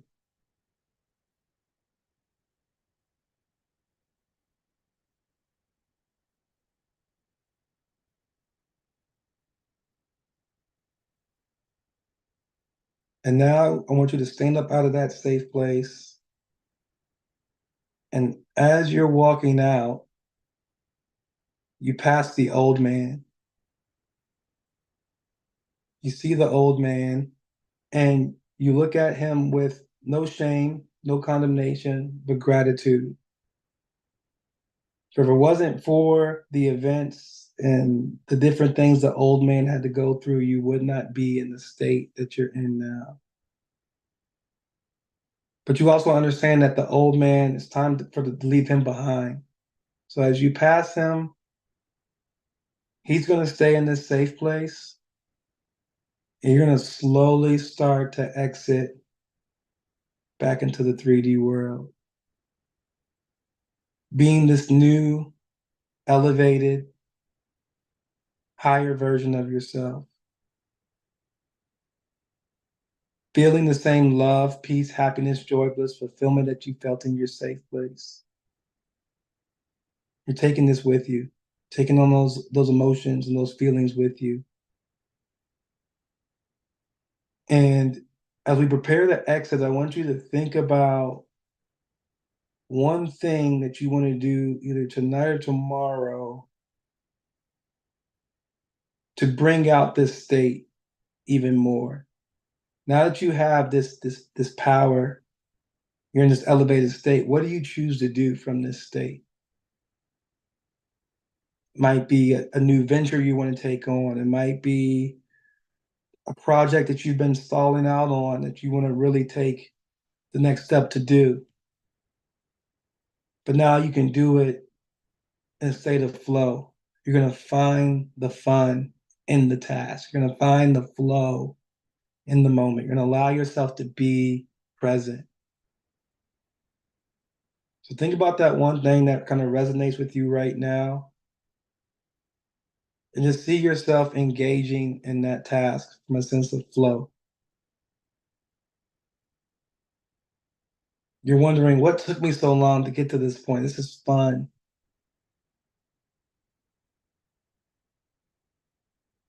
I like engaging in things that build me up, that make me better, that allows me to represent and be my true authentic self.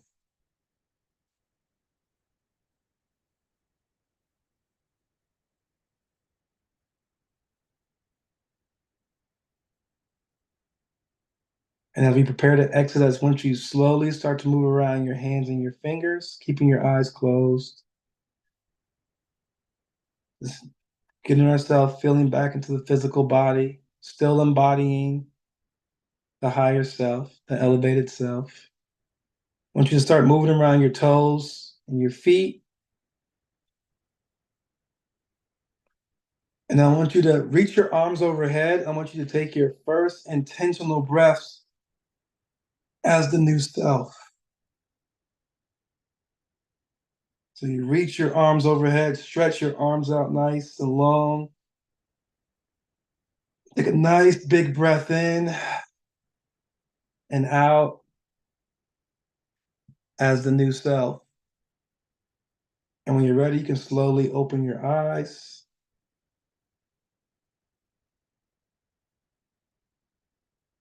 And we welcome you back, higher versions of yourselves.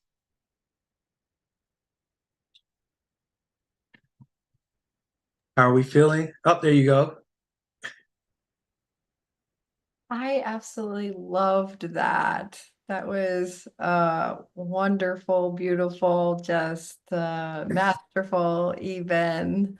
I really enjoyed that a Well, lot. do you want to share any of the visions that you had in there?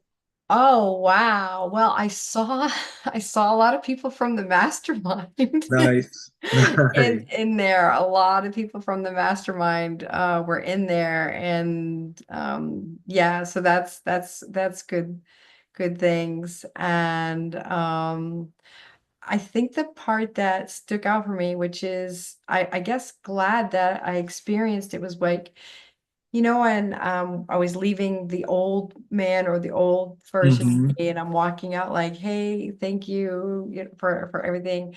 I felt like this sadness of leaving that behind. Can you explain more on that? Like, Yeah, so I would we can explore that. So yeah, sometimes there's this not that nostalgia, right? Of like for me, I felt like I've been like four different people in one lifetime. And when I look back at like who I was at different parts of my life, there's nothing but gratitude. There's nothing but like good vibes and memories. And sometimes there's a little nostalgia there. It's like, man, like, those were good times. I'm grateful for those times, right? right, But with that, I think it's more, I would say it's more gratitude than sadness. It's just you're so grateful for those times. And it's like, but I don't know, I don't need you anymore. It's like you're letting go a good employee, right? But it's just like we're we're going to new places now, right? So it's like you're grateful for that, but it's like you're also just as excited about what's to come, right?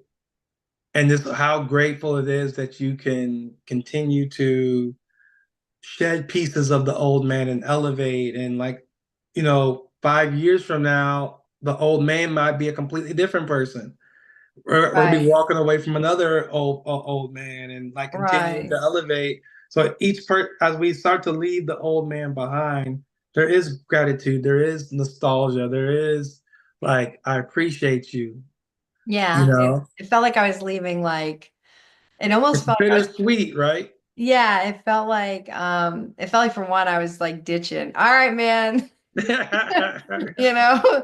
has been real. It's been nice, but it ain't, ain't been real nice. Right. Whatever. Right. Right. Right. Right. And I don't know, I just felt like I don't know, it's like saying bye to like someone I really cared about and that had been kind of there for me. And I was like, okay, just shutting the door now. Bye. And so I'm gonna probably, I would say, do it again, Mhm. and maybe I will gain more Yes. insights during that, Yes, for sure. interaction. For sure. I think that's good that it came up because maybe there's also something to explore there. Maybe there's some tie to the old self, Yeah, something that you're not willing to quite give up all the way, right? right. So that's something else that you can kind of investigate. Like, whoa, whoa, whoa, like we're leaving? We're like, this is it? Like, Right.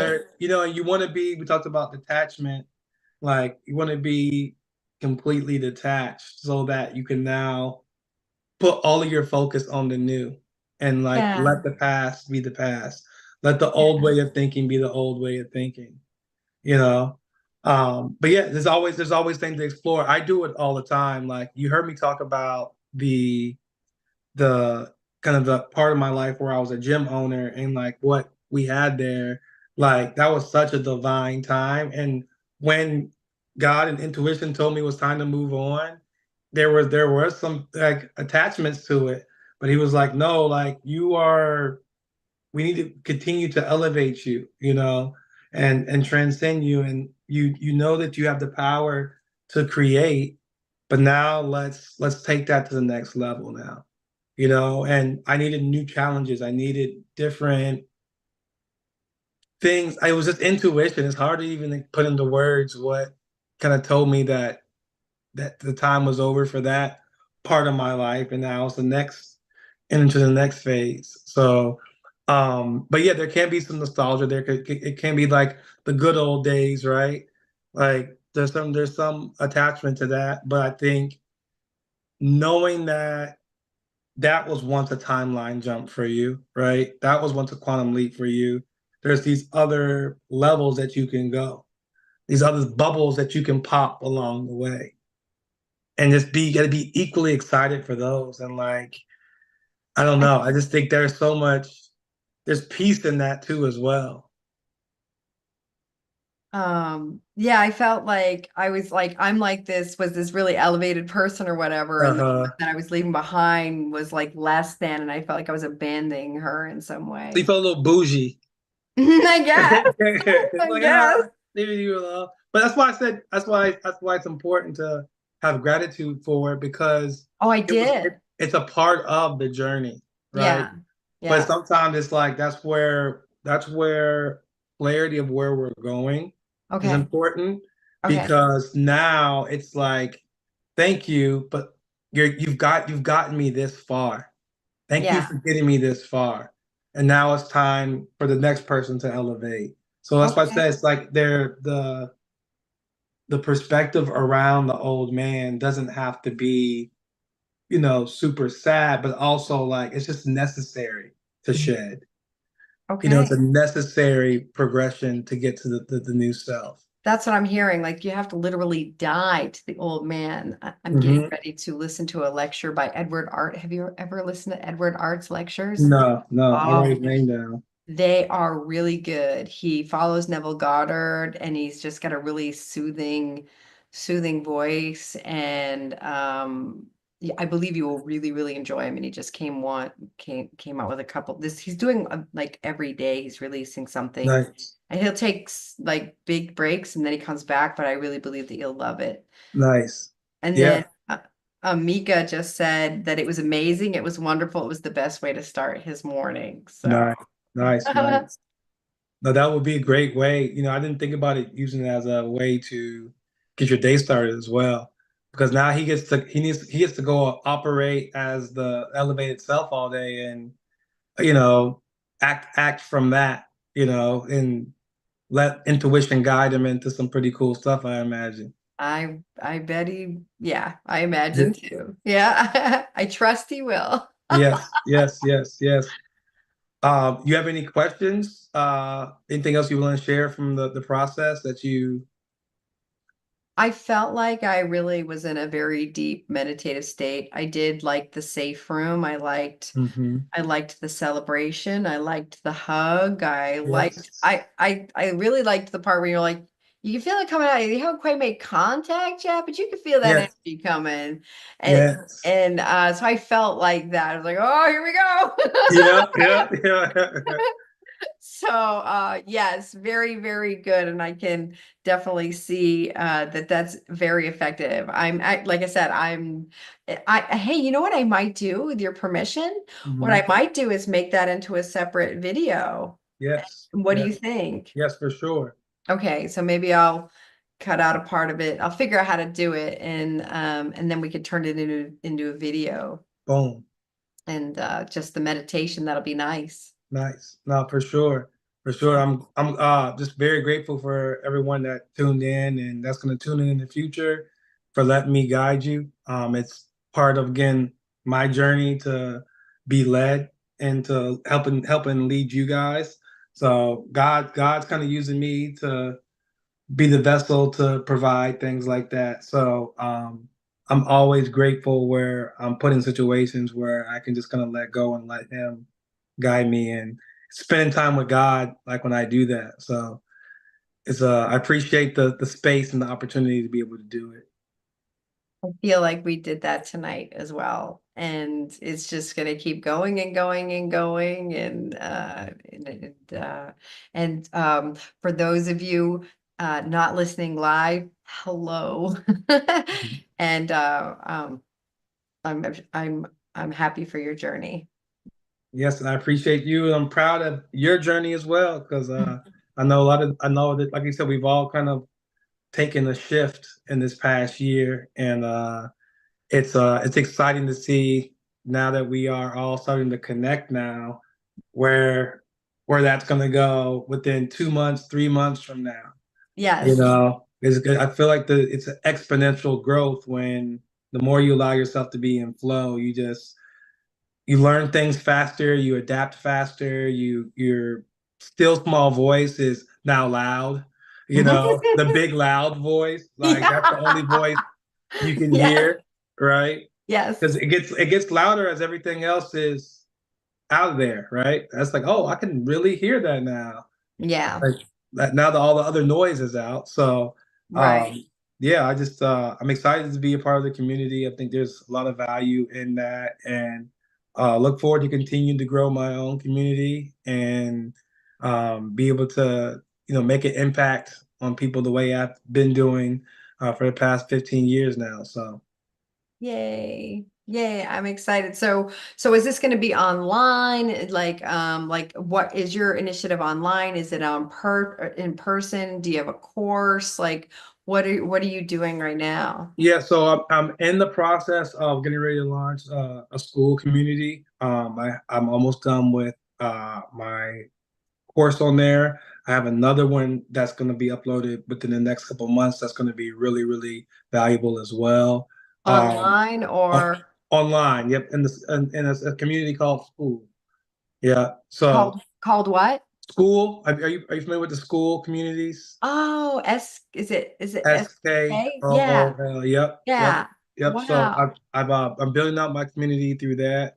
All of my clients will be in there, like my clients that I meet with on a regular basis. So Mhm. it's going to be good. It's going to be a good mix of like athletes and then other people from the entrepreneurial world and everything. Be able to tap in and kind of experience the neural beast version of flow. What Woohoo. resonates with them. Yeah. So Woohoo. it's gonna be exciting.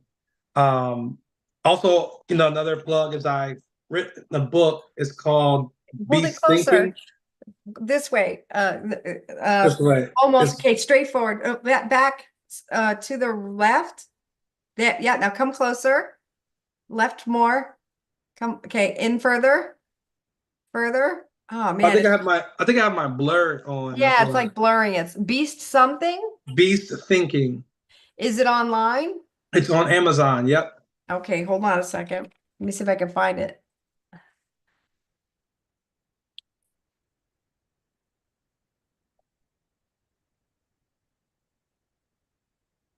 and I have a co-author. His name is Chris McCain Hmm. on this book. But BEAST stands for Brain Engineering for Athletes, Students, and Teachers. So we're teaching you about how to engineer your brain for success, how to manage stress more efficiently. It's written for the young athletes. So if any of you have young athletes, it's written for the young athletes. A great read. Kind of talks a little bit more about what I do as well with my clients from the cognitive side as well. So it's a anyone that, especially if you have a young athlete on the athletic journey, it's a great start for them to like understand the mental side of the game.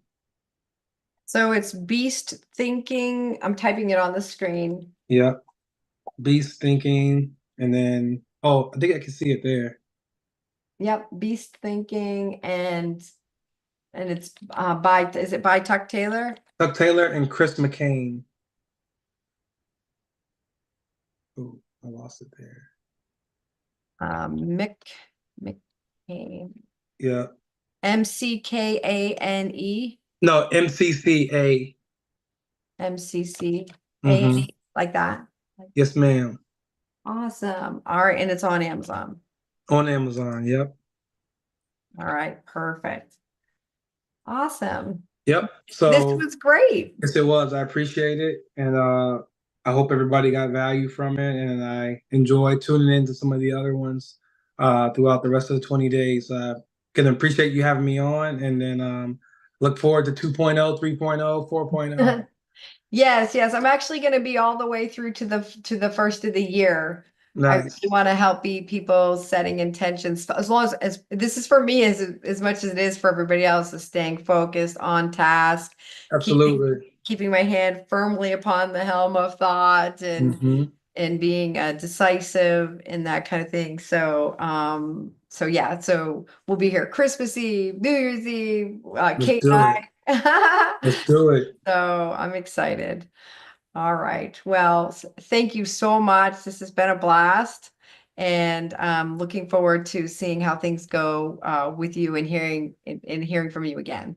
Absolutely. I appreciate it, and everybody have a good night and or a good day, depending on where you're at in the Yeah. world. In All right. 24 minutes, it's going to be tomorrow. Right. Exactly. Exactly. All right. Take All care. right. You have a good night. Yes. Bye-bye. All right. Bye.